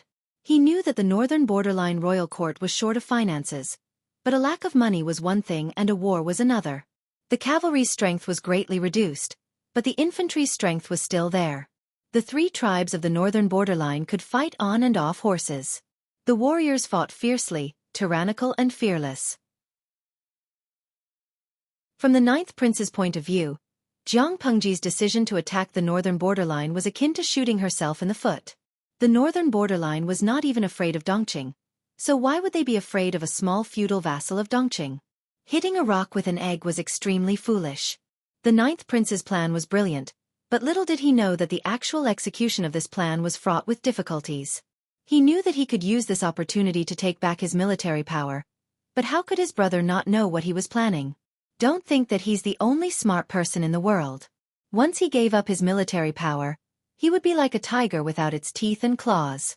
In the future, his life and death would be up to the hunter's whims. Handing over the military power would mean death, but not handing over the military power would make the ninth prince afraid. Only a fool would obey orders. After weighing the pros and cons, these princes of the northern borderline all chose to pretend to be deaf and dumb. As the acting king, the ninth prince's first order was met with all kinds of prevarications, with little effect. He was so angry that his chest hurt. Bastard! I am the king of the northern kingdom. How dare they disobey my order? The ninth prince gritted his teeth in anger. If he had known this would happen, he would have asked Sun Wan to kill them. Thinking of Sun Wan, the ninth prince's heart ached even more. The ninth prince heaved a long sigh and muttered, "If Saidao was still here, why would I need to suffer their wrath?" Sun Wan was already deified in the ninth prince's heart, becoming a cinnabar mole that could not be erased. On the second day of the second month, the dragon raised its head. This year was destined to be an extraordinary one. Jiang Pengji, who had been dormant for years, finally revealed her fangs. Seeing that the spring plowing season was approaching, the mobilization of troops at the border of the northern borderline and Chongzhou became more frequent. Occasionally, small-scale conflicts would break out. The atmosphere of war became more intense, as if a storm was brewing. In the same year, the Meng family of Zhangzhou and Huangsong officially broke off. The conflict between the Su and Pei brothers reached its climax. Zhangzhou's Yang Tao completely gained a foothold. The land of Dongqing was swallowed alive by a giant beast named War. It was swallowed into its stomach. Lu Shi and the northern borderline, Su Pei and Su Fei, Huang Song and the Meng family of Zhangzhou. These few families have stirred up the whole of Dongqing. Yang Tao frowned.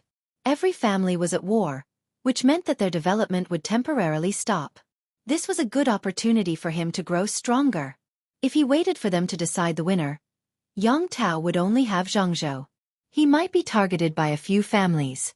Only by strengthening himself could he survive in this chaotic world. But, where else in Dongqing could he fight? Yang Tao scratched his head, troubled. Yan Lin said, "The world is big, Dongqing is not the only country." Yang Tao was dumbfounded. "Huh." Yan Lin smiled faintly. "Do you want to compete with Lu Shi and the others?" Yang Tao said bluntly, "When the gods fight, what's the use of mortals? Even if we want to compete, now is not the time." His foundation was not as stable as Jiang Pengji and the others. If he snatched food from their mouths, it would be a strenuous and unrewarding task. Yan Lin looked down and said coldly, "The fake emperor escaped into Nanxing with his defeated army. This is a good excuse for us to attack." Dongqing's territory had already been occupied by a few gods, but other countries had not, especially Nanxing. The fake emperor, Prince Changshou, had escaped to Nanxing. Yang Tao could use this excuse to attack Nanxing's territory.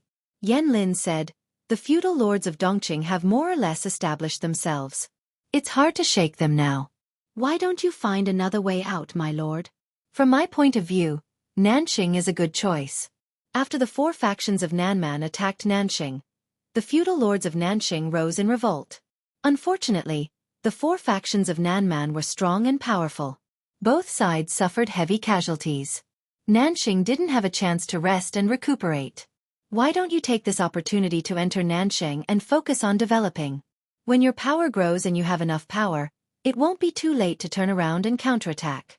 What do you think, my lord? The cake of Dongqing was almost divided up. If Yang Tao wanted to get involved, he would have to fight with the feudal lords. It was too difficult. Instead of that, he might as well settle for another cake. If it was during peaceful times, how could he just casually send troops into another country's territory? He dared to try? Things were different now. Nanxing had been destroyed. All kinds of fake governments were growing crazily like chives. No one was legitimate. No one would say anything if Yang Tao wanted to interfere. Yang Tao had a good reason to do so. The fake emperor, Prince Changshou, was his enemy. Couldn't he go after his enemy across borders? All right, then I'll listen to Xiaoyang. Yang Tao could fight, but he couldn't use his brain. Anyway, he had Yen Lin, his external brain. It was not his turn to think about such things. After more than a month, the spring plowing was coming to an end. Jiang Pengji had completed the final mobilization of the troops. Is the second prince of the northern borderline still alive? Jiang Pengji turned her head and asked. Qiguan Rang waved his feather fan lightly. He's still alive. Why did you suddenly mention him? Chapter 970. Seeing the second prince of the northern borderline again after a few months, the audience in the streaming room couldn't recognize what this thing was. Meow's wish. Streamer, I haven't eaten yet. What is this thing? Love's death soul. Is he abusing a captive? Mischievous Nuanyuan. He seems to be the second prince of the northern borderline? Is this poor little thing still alive? They thought that the second prince was dead after falling into Jiang Pengji's hands. They didn't expect him to be so tenacious. Of course, the second prince could survive until now thanks to the care of several doctors day and night. Otherwise, he would have died a long time ago. The second prince didn't have a good life. Every day was torture. His legs were crippled, and his tongue was cut off. What was the point of living?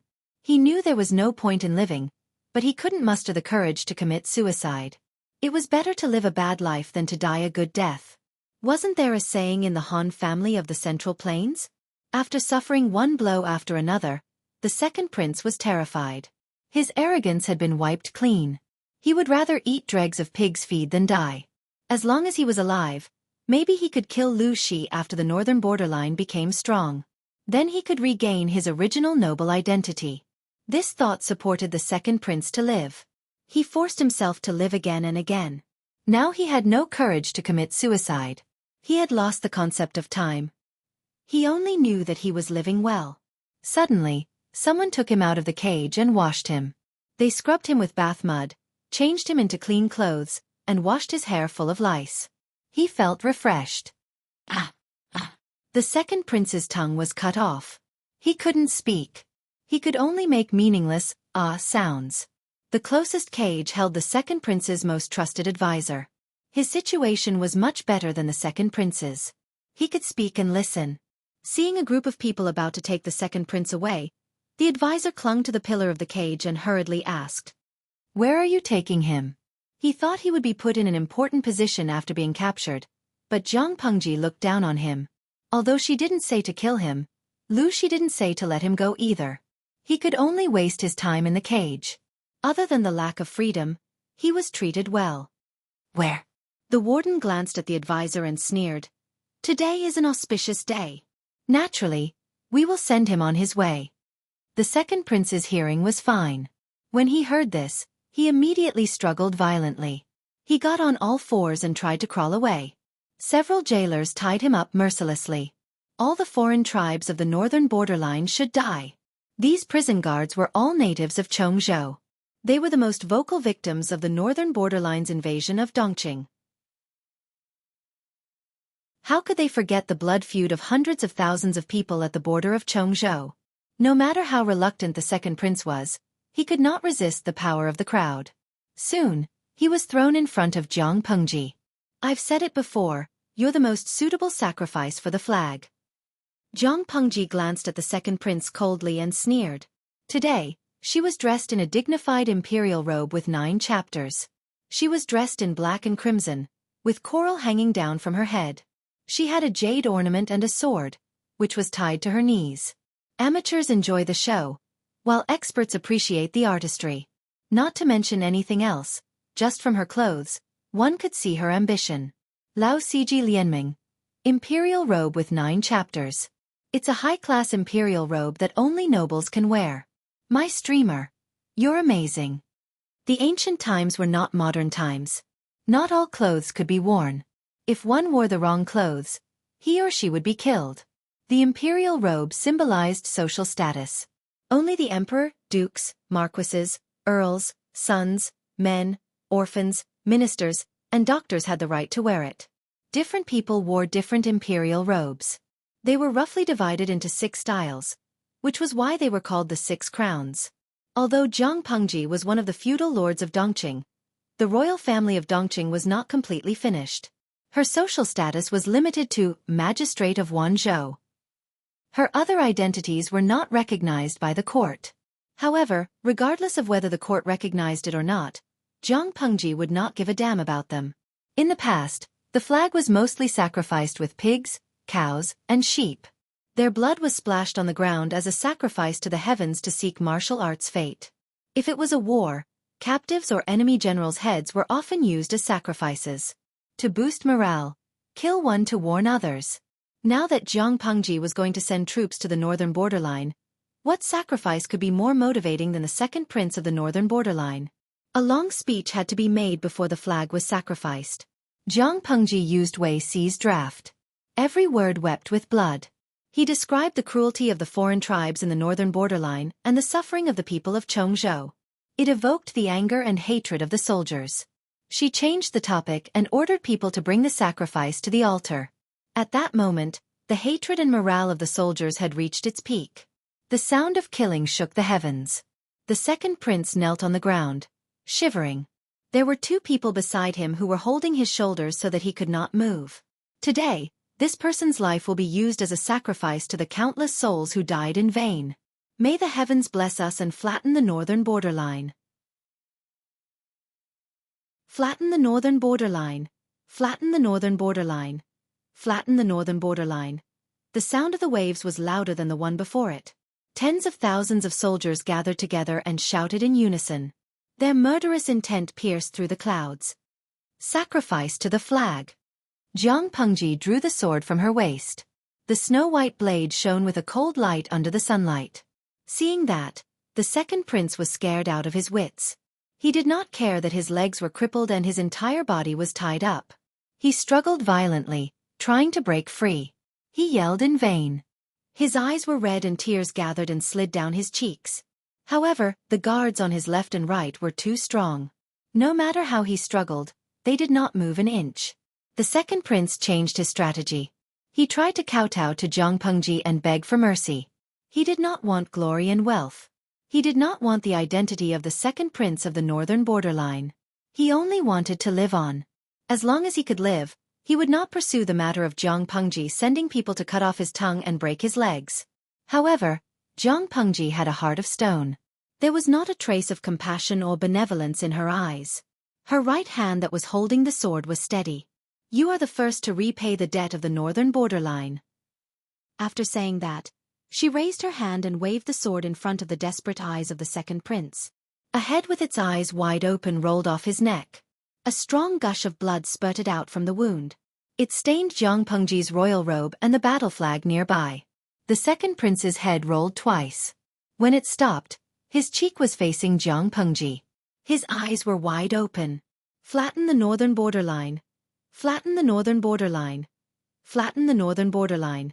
The second prince's body collapsed. His head was placed on a plate and raised high. The soldiers below him roared louder and louder. Zhang Pengji raised her sword high. Her voice was not soft, but it was exceptionally firm. Flatten the northern borderline. Emotions were contagious. In such an atmosphere, even a calm and composed person would become excited and high-spirited.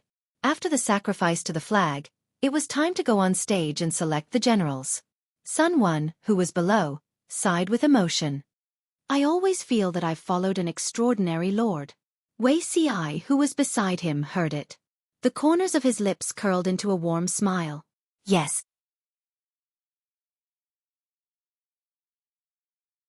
Chapter 971.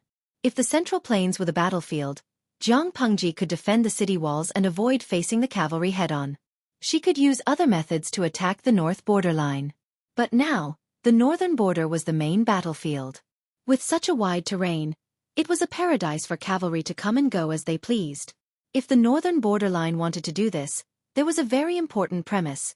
They have so many cavalrymen.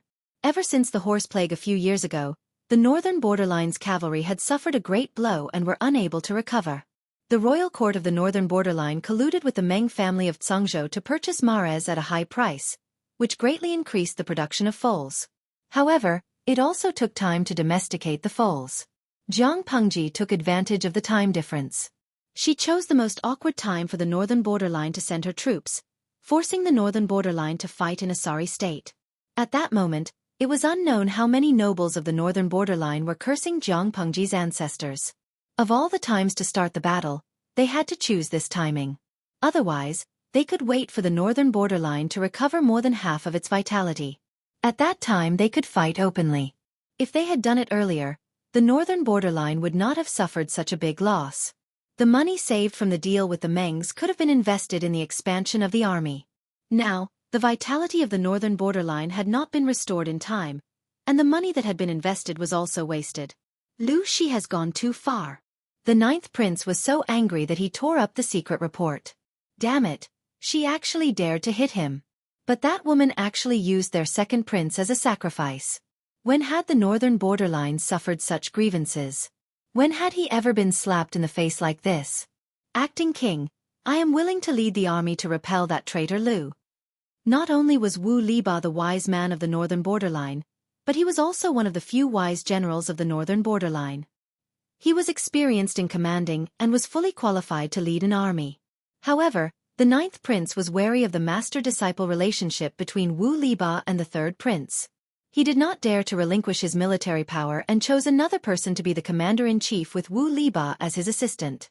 Because the king of the northern borderline suffered a stroke and was paralyzed, he was unable to handle the court affairs. The ninth prince succeeded as the acting king and temporarily took over the duties of the king of the northern borderline. Whether or not Wu Liba could become the commander-in-chief still required the approval of the ninth prince. The result did not need to be said.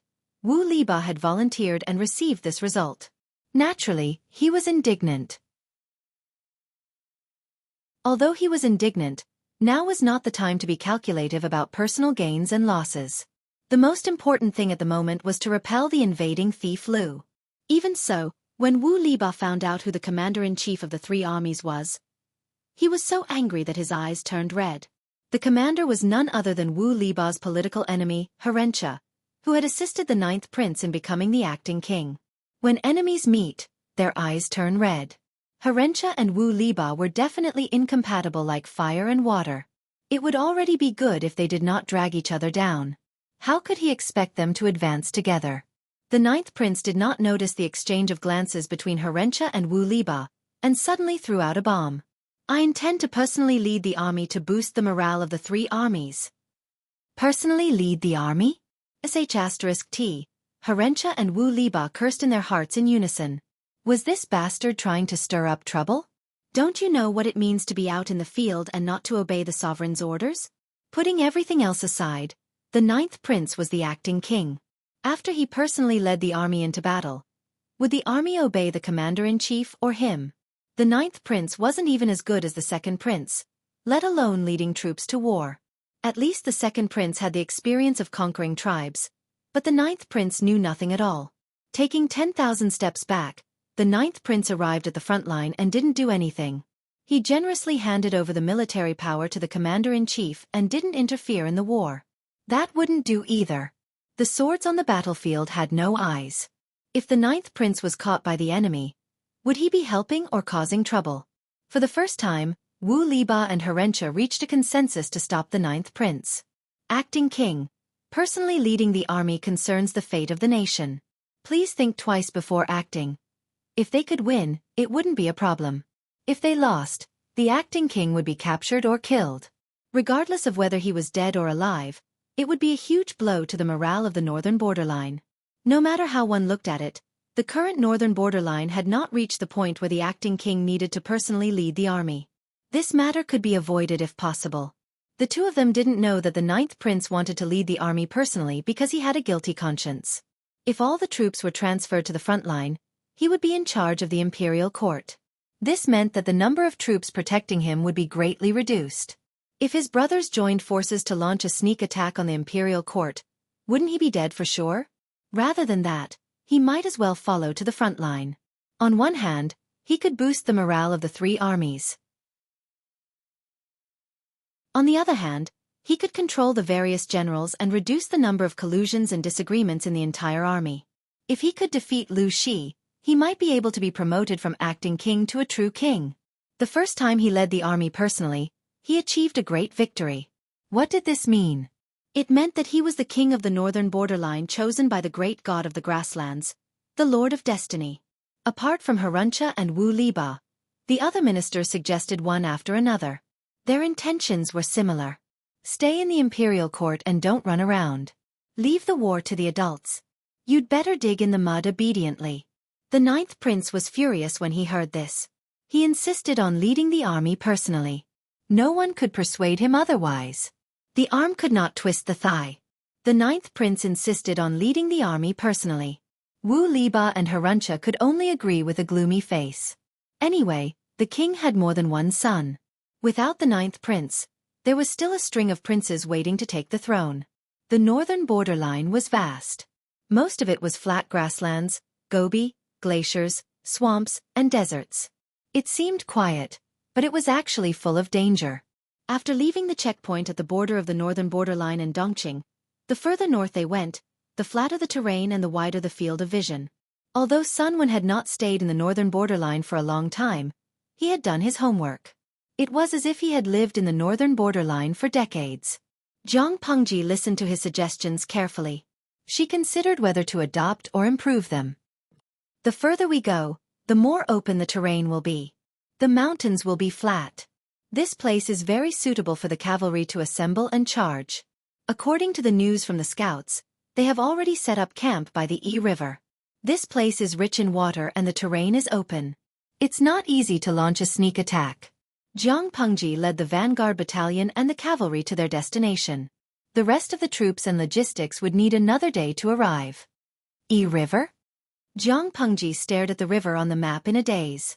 The northern borderline has set up camp by the water? Sun Wen was puzzled. He said, according to the scouts, that is indeed the case. Setting up a camp was also very particular. The choice of the location of the camp and the distribution of the camp was a skill. Not only did they have to consider the size and position of each camp to achieve the purpose of resisting the enemy's sneak attack, but they also had to consider how to quickly transmit information and ensure that the news on the battlefield was transmitted quickly. Apart from that, there had to be a clean water source near the camp. Zhang Pengji frowned. She asked Sun Wen, Zidao, do you know the length and width of the Yi River and its source? Sun Wen was a smart man. Zhang Pengji didn't have to ask too clearly for him to guess part of it. Feng Zhan, who was beside her, had a lot of ideas. He also figured it out. My lord, do you mean to cut off their water source? I'm afraid that won't work. They know the distribution of water in the northern borderline better than we do. If we cut off this river, they can still choose another one. We can't defend against it. The water source in the northern borderline wasn't abundant, but it wasn't the time of extreme water shortage. It was just the beginning of spring. As spring and summer approached, the glaciers upstream would melt, and the river would become more abundant. Sun Wen frowned. Could it be poisoning?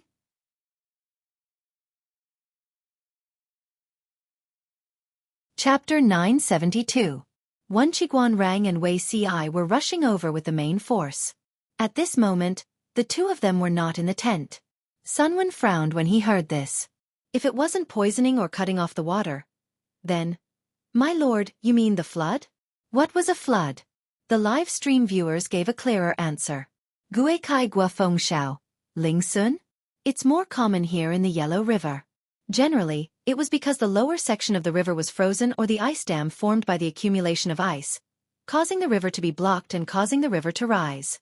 If it was light, it would cause the river to flood, but if it was heavy, it would cause the dam to break and cause a disaster.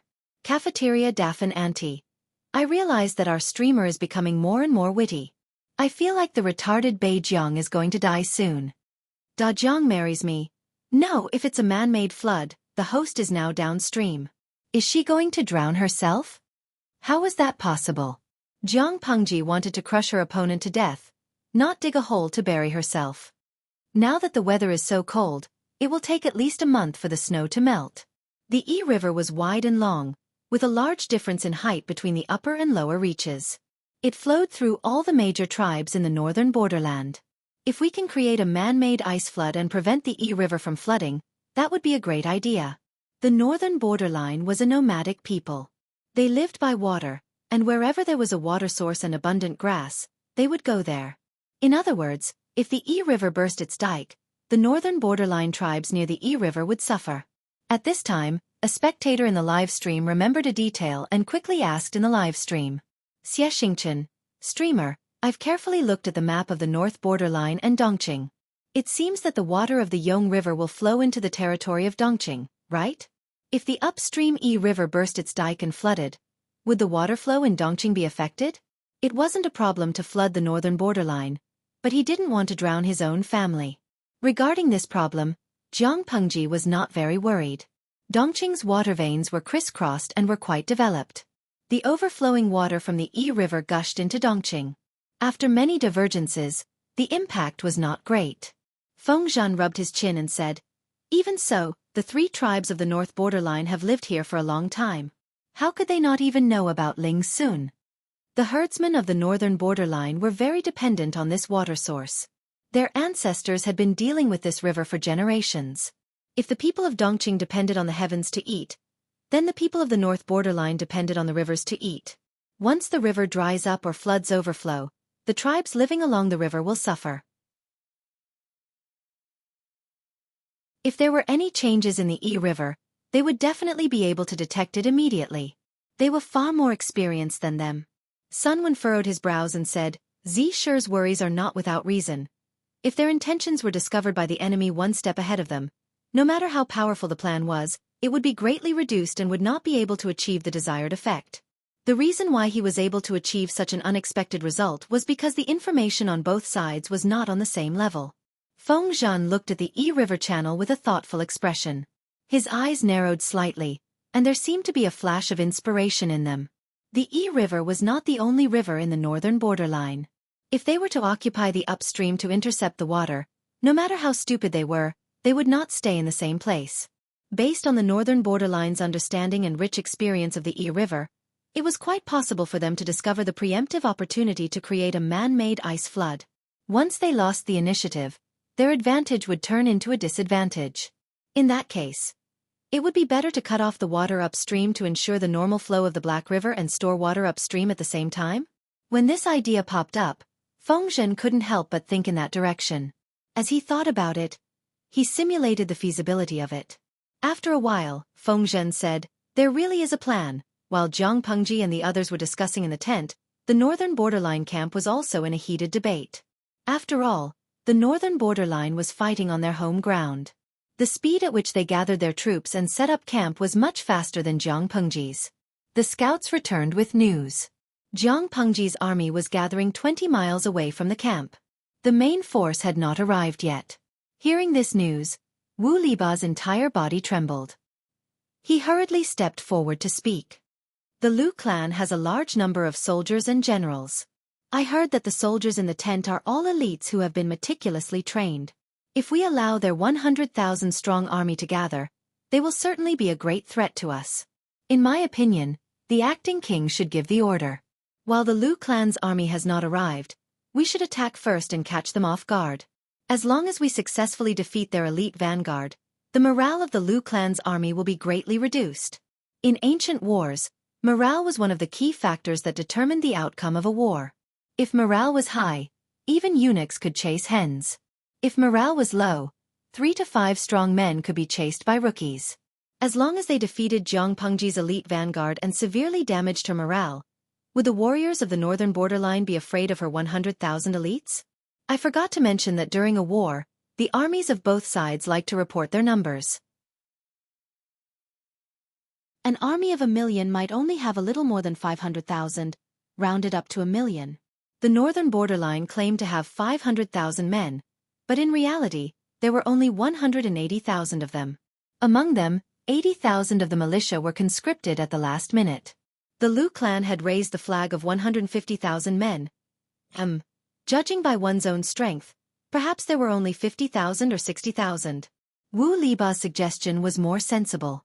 Although the combat power of the northern borderline's cavalry was less than 30% of its peak, they were not afraid of sneak attacks. Unfortunately, Wu Liba had a political enemy, the commander-in-chief. Haruncha would not agree to his suggestion. Haruncha suggested that the acting king defend and not fight. They should wait for the Lu clan's troops to weaken and their morale to drop before waiting for an opportunity to counterattack. After all, the acting king was personally leading the army. If they attacked rashly and the king's safety was threatened, who would bear the responsibility? How could they switch from defense to offense? Wu Liba's face was ashen. He cursed Haruncha in his heart. Defend my ass. Lu Shi's vanguard only had about 20,000 to 30,000 men. How could they be afraid with such a small number of people? Go home and find your mother to drink milk. Wu Liba was so angry that he wanted to flip the table. However, he did not have the final say in the camp, much less Haruncha. It was the acting king who had the final say. Because the ninth prince was afraid of death, he wanted to lead the army personally to prevent his brothers from ambushing him while the imperial court was empty. However, he was still afraid of death when he reached the army camp. He was afraid that the general in charge of the military would lead the troops to rebel against him. In order to restrict everyone's military power, he directly gave a stupid order. Any military advance or retreat must be reported to the higher-ups, and must not act arbitrarily. What did this mean? In layman's terms it was, all matters of war, no matter how big or small, had to be told to him and let him make the decision. You guys can't make the decision yourselves. F***CK. F***CK. Hearing this order, Haruncha and Wu Liba felt their balls ache. Did they not know what fleeting opportunities meant? Everything had to be done with the acting king's approval. Lu Shi had already led his troops to attack the Yellow Dragon and stab the imperial court. The acting king did not care what they thought. The world was big, but his own safety was the most important. What Haruncha said made sense. He was conservative and steady, but Wu Liba's suggestion was also very tempting. The acting king had just taken office and his prestige was not stable. He urgently needed a victory to establish his prestige, no matter how big or small. This matter, let me think about it. I will give you an answer in 2 hours at the earliest. Wu Liba. 2 hours? Hurry my ass.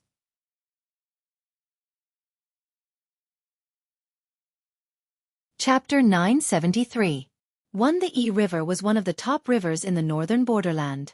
The width of the Yi River near the camp of the northern frontier was more than 5 miles, which was about 2,500 meters. Jiang Pengji's army was stationed on the east bank of Yi River, while the army of the northern borderline was stationed on the west bank. The two armies faced each other across the river. Wu Liba suggested that the acting king take advantage of the time when Jiang Pengji's vanguard battalion had just arrived and had yet to converge with the main army to forcefully cross the river and launch a sneak attack. Haruncha, however, made a completely opposite suggestion. He hoped to hold their ground and not fight, waiting for the enemy's morale to weaken before fighting again. The former made sense and poked the acting king's itch, but the latter was more reliable. The acting king hesitated for a moment. There's no point in scheming with him. Wu Liba left the commander's tent. He was so angry that his eyes turned black and he almost vomited blood. Why were the sons of the ambitious king of the northern borderline so afraid of death? Harenza's back foot came out. He laughed coldly. Congratulations in advance, General Wu Liba. I'm afraid that the king will accept your suggestion. Wu Liba secretly clenched his fists, resisting the urge to punch Harencha's face. This old fellow's words were too sarcastic. Traitor Lu is no ordinary person. He has countless advisors around him. If I miss this opportunity, 2 hours later, the acting king will agree to switch from defense to offense. I'm afraid that Traitor Lu has already prepared a countermeasure.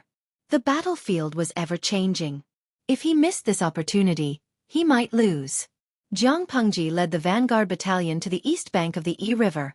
There were only slightly more than 30,000 troops, so they could be completely annihilated. The 30,000-strong vanguard army had experienced a long journey and had exhausted a lot of their physical strength. This was the moment when their combat power was at its weakest. If they had accepted his suggestion earlier, they might have been able to cross the river and launch a sneak attack under the cover of the morning mist. Now, wait another 2 hours? Even if the acting king agreed, it would still take 2 hours for the troops to cross the river. If the efficiency was lower, it might even take 4 hours. By that time, the mist on the surface of the river would have dispersed. Would they be able to cross the river and launch a sneak attack? This was like sending a moving human target to the enemy. They could sit down and have a picnic, eat breakfast, and take a nap. While they were at it, they could get into formation to face the enemy. Sneak attack? Wu Liba resisted the urge to vomit blood. F***CK, I really can't carry these stupid teammates. Even if he was fully equipped, he would not be able to carry it. When he said 2 hours, he meant 2 hours, not a second more or less. The acting king's choice dilemma flared up. After wasting 2 hours, he finally made up his mind to follow Wu Liba's suggestion and cross the river to launch a sneak attack. With regards to this, Wu Liba could only chuckle in response.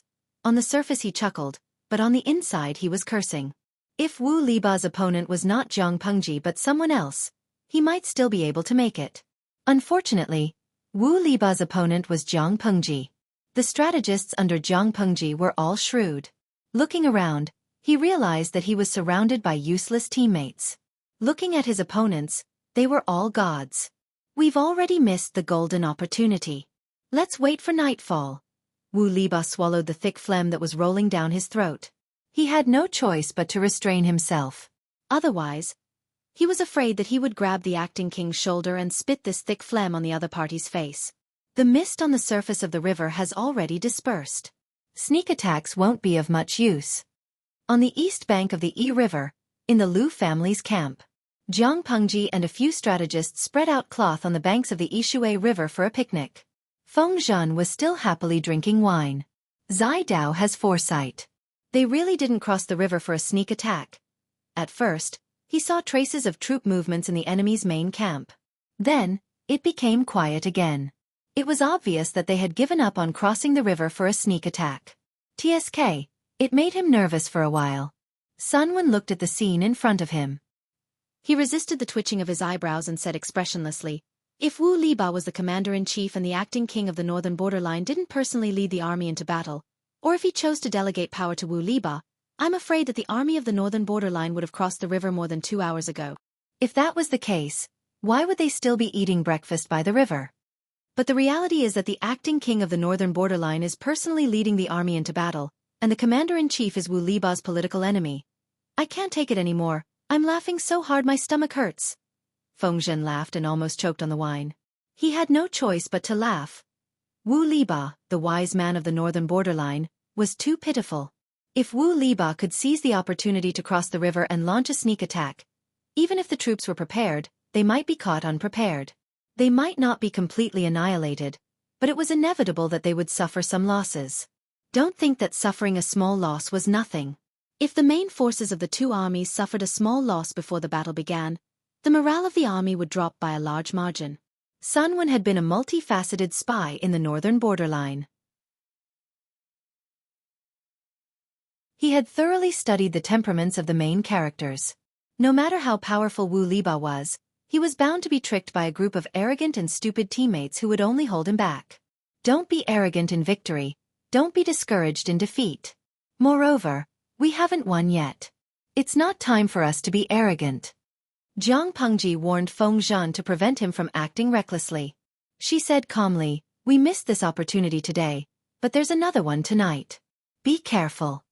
If they still didn't launch a sneak attack at night. Not to mention Feng Zhen, she would also pity Wu Liba. Zhang Pengji smiled and squinted her eyes.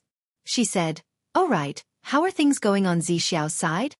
Feng Zhen restrained the wanton look on his face, and a glimmer of light flashed in his eyes. Rest assured, my lord. The timing is just right. If wisdom is not enough, then we'll conquer it with force, Zhang Pengji said. Tonight, we'll teach the northern borderline how to fight a war. If wisdom was not enough, then we'll conquer it with force? Teach the northern borderline how to fight a war? In terms of arrogance, there was probably no one more arrogant than this lord. Sun Wen thought about it silently. Zhang Pengji didn't like to waste time in battles. Her biggest characteristic was her rapid pace. If the quality of the soldiers she led was average, an overly fast pace would easily cause the order of the battle to be disjointed, and they would become a burden instead. It was different now. Her soldiers had been painstakingly trained for several years. Apart from training every day, they were the elites of the elites. In the words of the audience in the streaming room, even in the Hua Nation's army, their average standard was above average. To Zhang Pengji, they were still a group of rookies, But to this era, they were mighty troops that would shock the world. They had kept a low profile, bided their time, and trained their horses and soldiers for several years, just waiting for today's battle. Jiang Pengji led 30,000 vanguards to the battlefield. According to her usual thinking, the rest of the main force should only arrive in 3 or 4 days. Most of the vanguard battalion was cavalry. They were fast and mobile. Most of the main force was infantry and logistics, so their speed was naturally slow. Little did they know that Jiang Pengji wasn't someone who played her cards according to logic. At this moment, the surface of Xueqi Lake was dark. A thin fog gradually rose, and both sides of the lake were shrouded in the dark night. It was the time when people were sound asleep and their alertness was at its lowest. Jiang Pengji sat in the main tent with her eyes closed. She seemed to be taking a nap. The audience in the streaming room was bored and sent bullet screens, imagining the future. Chongqing Luoyue. If the streamer becomes the empress who unifies the world in the end, will today's battle be recorded in the history books? Kakara. It definitely will. This is Xueqi in the northern borderline. Maybe it will be the famous Battle of Xueqi? Xiaoshuo Wushuang. Battle of Xueqi? No, isn't this name too perfunctory? The audience chatted on and off. The voice of Li Yun, the captain of the vanguard battalion, sounded from outside the tent.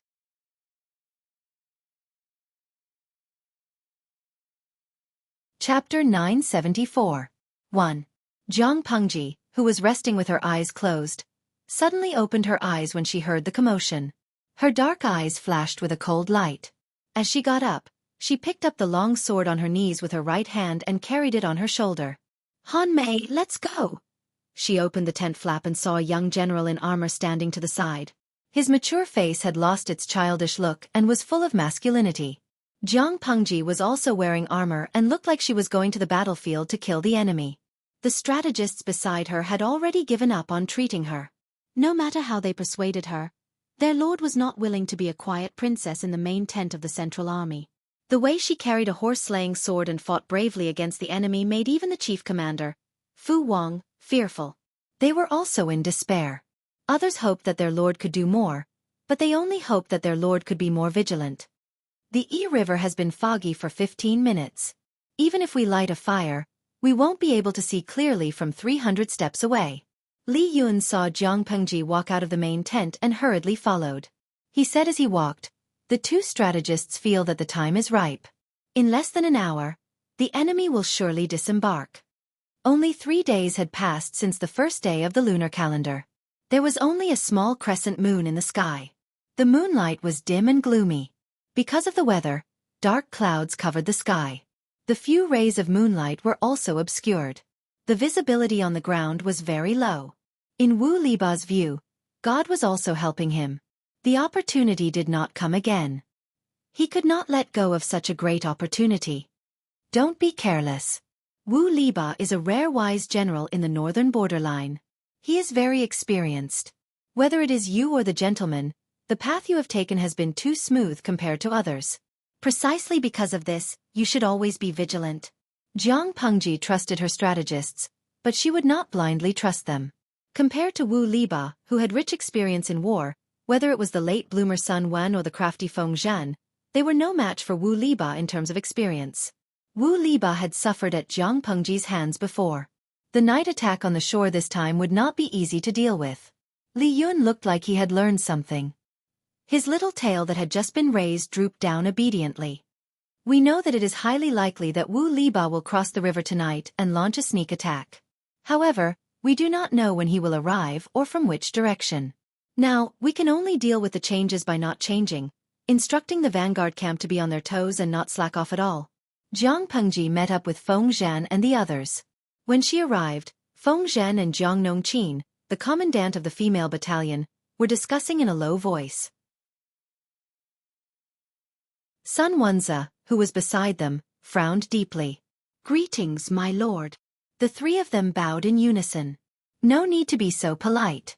How are the preparations?" Jiang Nongqin said in a low voice. "Your Highness, we're almost ready. We're just waiting for the movement on the river." She was 1 year older than Jiang Pengji's current body. As half of Jiang Pengji's disciple and the first female general under Jiang Pengji's command, the pressure on her was far greater than anyone could imagine. In the few years that Jiang Pengji had been conserving her energy, Jiang Nongqin had also been working hard to enrich herself. She studied military books and practiced diligently. In the past 2 years, she had also developed from a simple general to a scholar and a martial artist. As a woman, her reputation in the military camp was second only to Fu Wang and Meng Hun. She was on par with Li Yun and slightly better than Dian Yan. Jiang Nongqin's contributions could not go unnoticed for the female battalion to be able to develop a scale of 20,000 combat elites and 4,000 medical soldiers. Jiang Pengji looked at the pitch-black surface of the river with a grave expression. Although they had made sufficient preparations, the vanguard battalion only had 30,000 troops. Even if they were all elites, they could not withstand the large number of enemies. I'm afraid it will be a tough battle tonight. No matter what, we have to hold on for a few days. Rest assured, my lord. I will definitely fight to the end. A woman's voice was either as gentle as water or as clear as a silver bell. Jiang Nongqin's voice was like a blood-stained knife. Every word was filled with murderous intent. Although she did not have a stocky build, when she stood there, she looked like a sharp spear. After half an hour, the fog on the surface of the river became thicker. It's here. The female soldiers of the vanguard battalion sent back news that a large number of fireflies had appeared on the surface of the river and were approaching the east bank.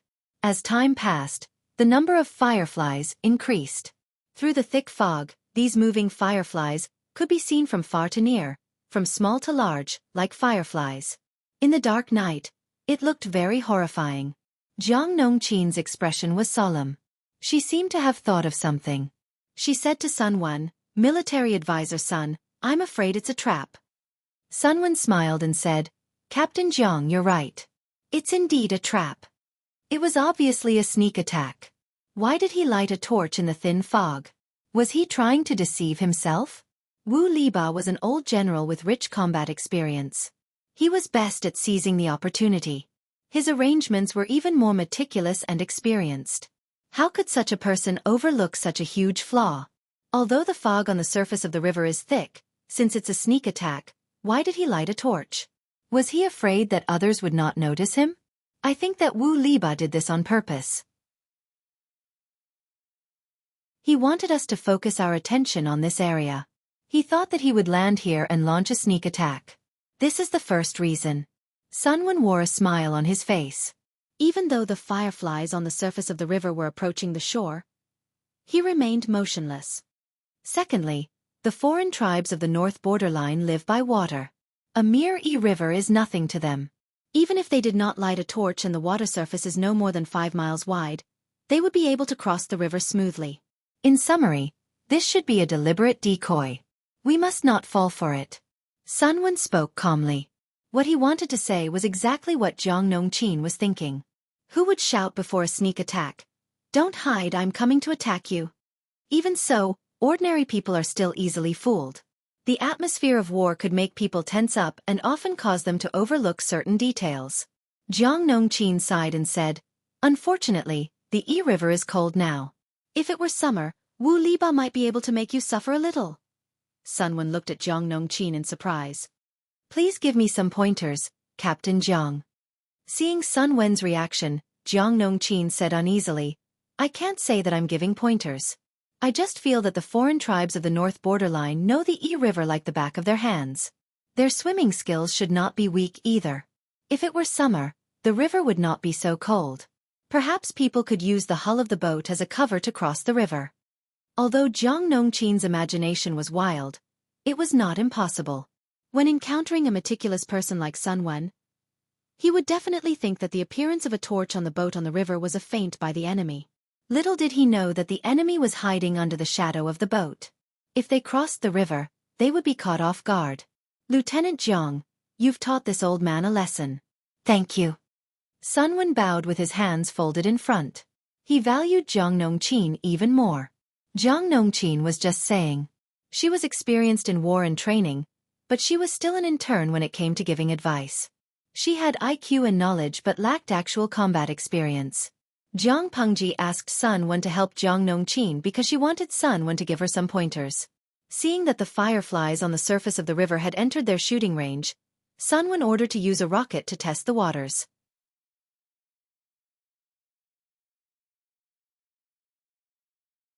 Chapter 975.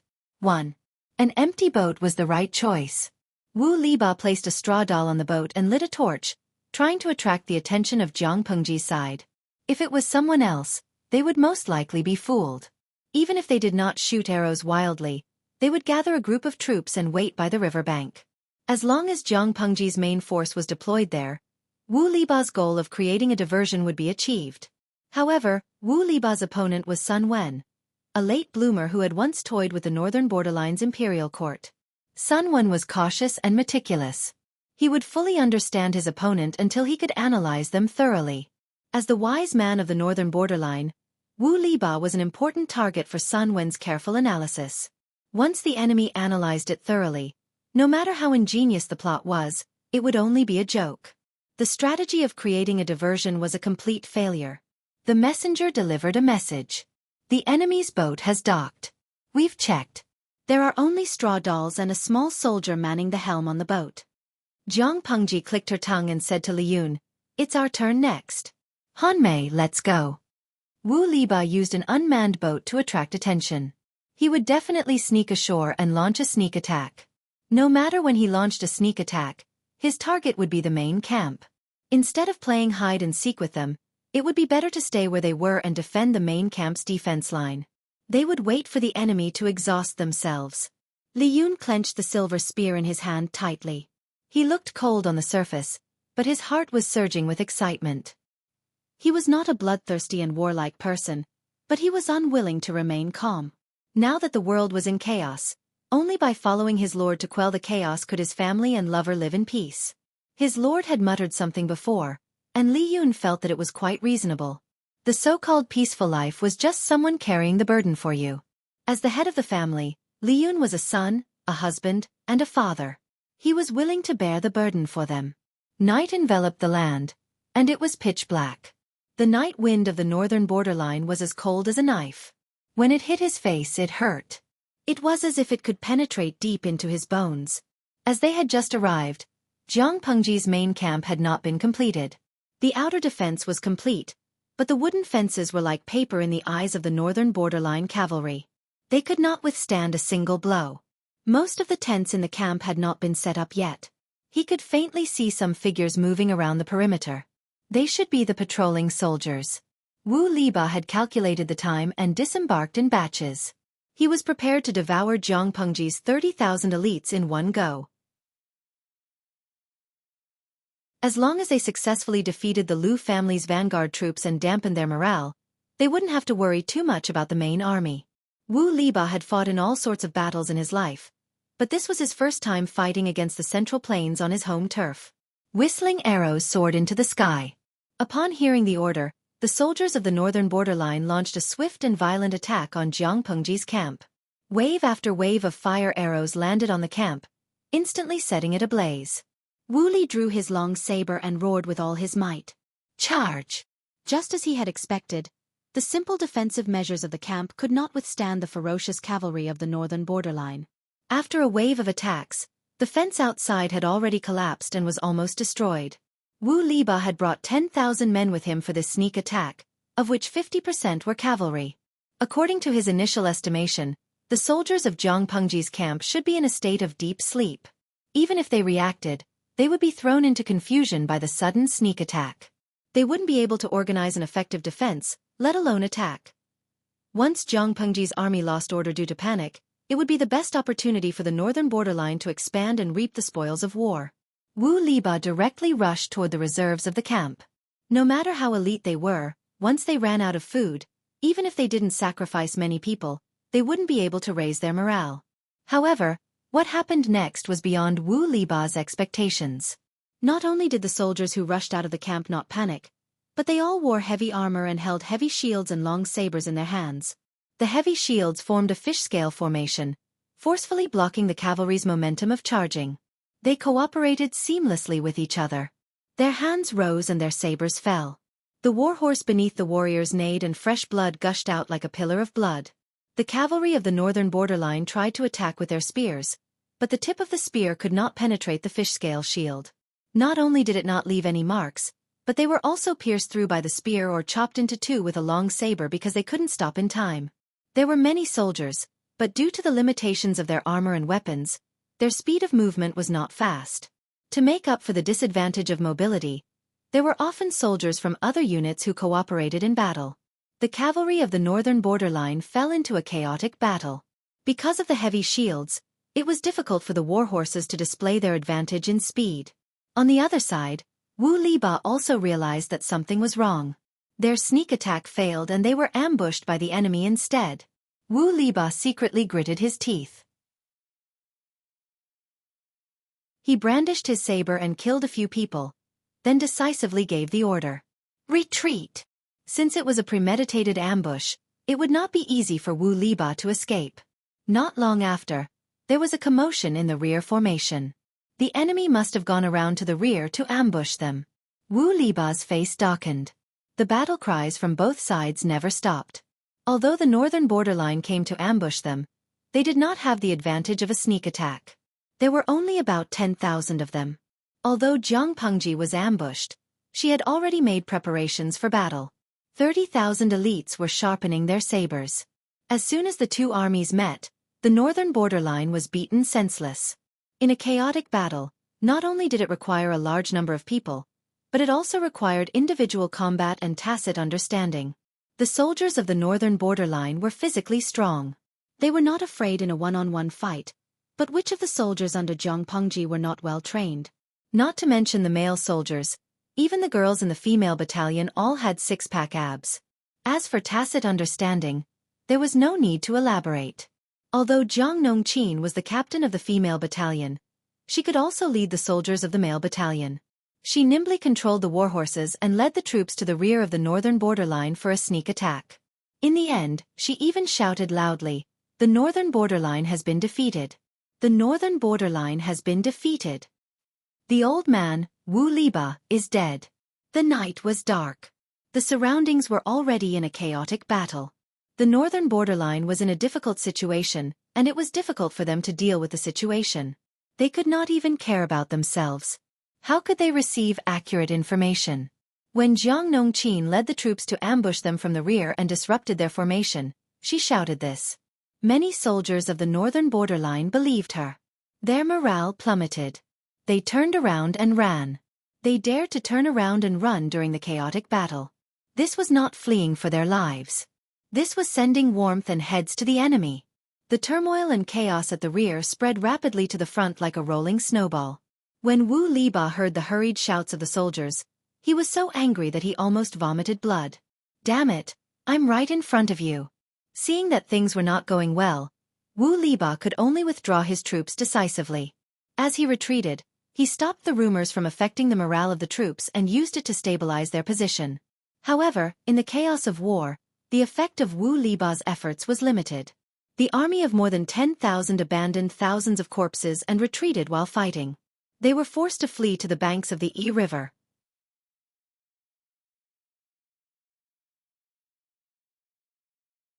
Chapter 976. The northern borderline camp was brightly lit. No one was in the mood to sleep.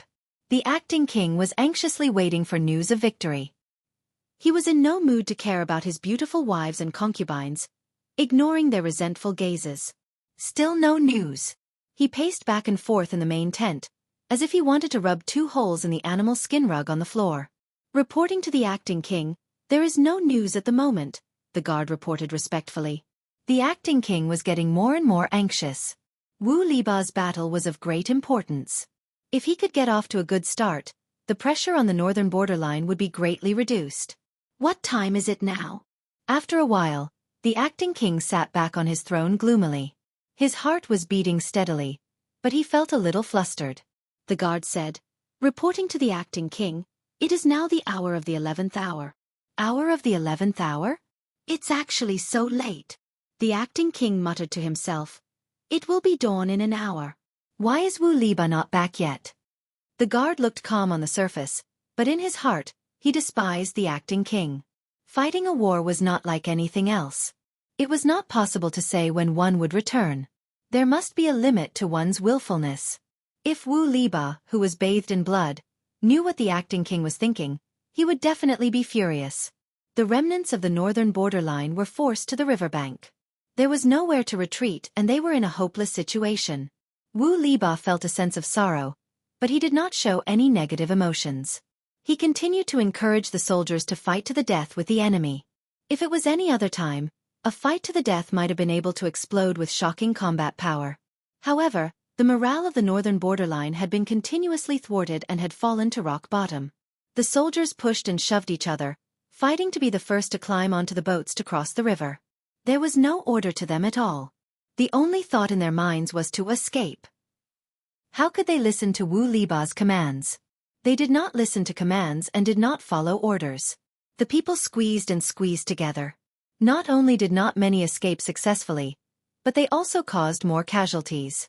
Many people climbed onto the boats, but were careless and pulled down by their comrades behind them, falling into the bone-chilling water. Seeing that it was difficult to board the boats, they relied on their good swimming skills and jumped into the water, attempting to swim back to the other side. Wu Liba could only watch helplessly as they collapsed and escaped into the water like dumplings. He could only sigh deeply. His eyes filled with sorrow. "General, don't hesitate. You should board the ship and retreat first." The deputy general had prepared a boat for him. As long as he could cross the river and reach the other side, Wu Liba would be safe. The battle had just begun. If Wu Liba died here or was captured, the morale of the northern borderline would suffer a devastating blow. Wu Liba knew the seriousness of the matter. He endured the pain from his wound and boarded the ship under the protection of a few deputies. "Lieutenant Jiang, the archers are ready." Jiang Nongqin looked coldly at the enemies on the riverbank and said, "Fire!" On the battlefield, there was no such thing as stopping at the right time, and there was no such thing as gentlemanly demeanor. It had always been to seize the opportunity to kill the enemy. Jiang Nongqin commanded thousands of archers to line up in 3 rows. They took turns to shoot at the riverbank and the water surface. The river was bone-chilling, and most of the soldiers of the northern borderline were injured. Even if they swam to the other side, they were basically half dead. Jiang Nongqin even sent several waves of arrows to them. In an instant, corpses floated to the surface of the river and blood dyed the river red. Report. In the northern borderline camp, the acting king finally received the battle report that he had been waiting for. "Tell me quickly, did General Wu Liba capture the bandit leader of the Liu family alive?" The acting king stared at the messenger's mouth with a burning gaze, hoping to hear the good news that he wanted the most from his mouth. The messenger said with an expression that looked like he was about to cry, "General has lost. Our army has achieved a great victory." "Our army has achieved a great victory. What?" The smile on the acting king's face froze halfway.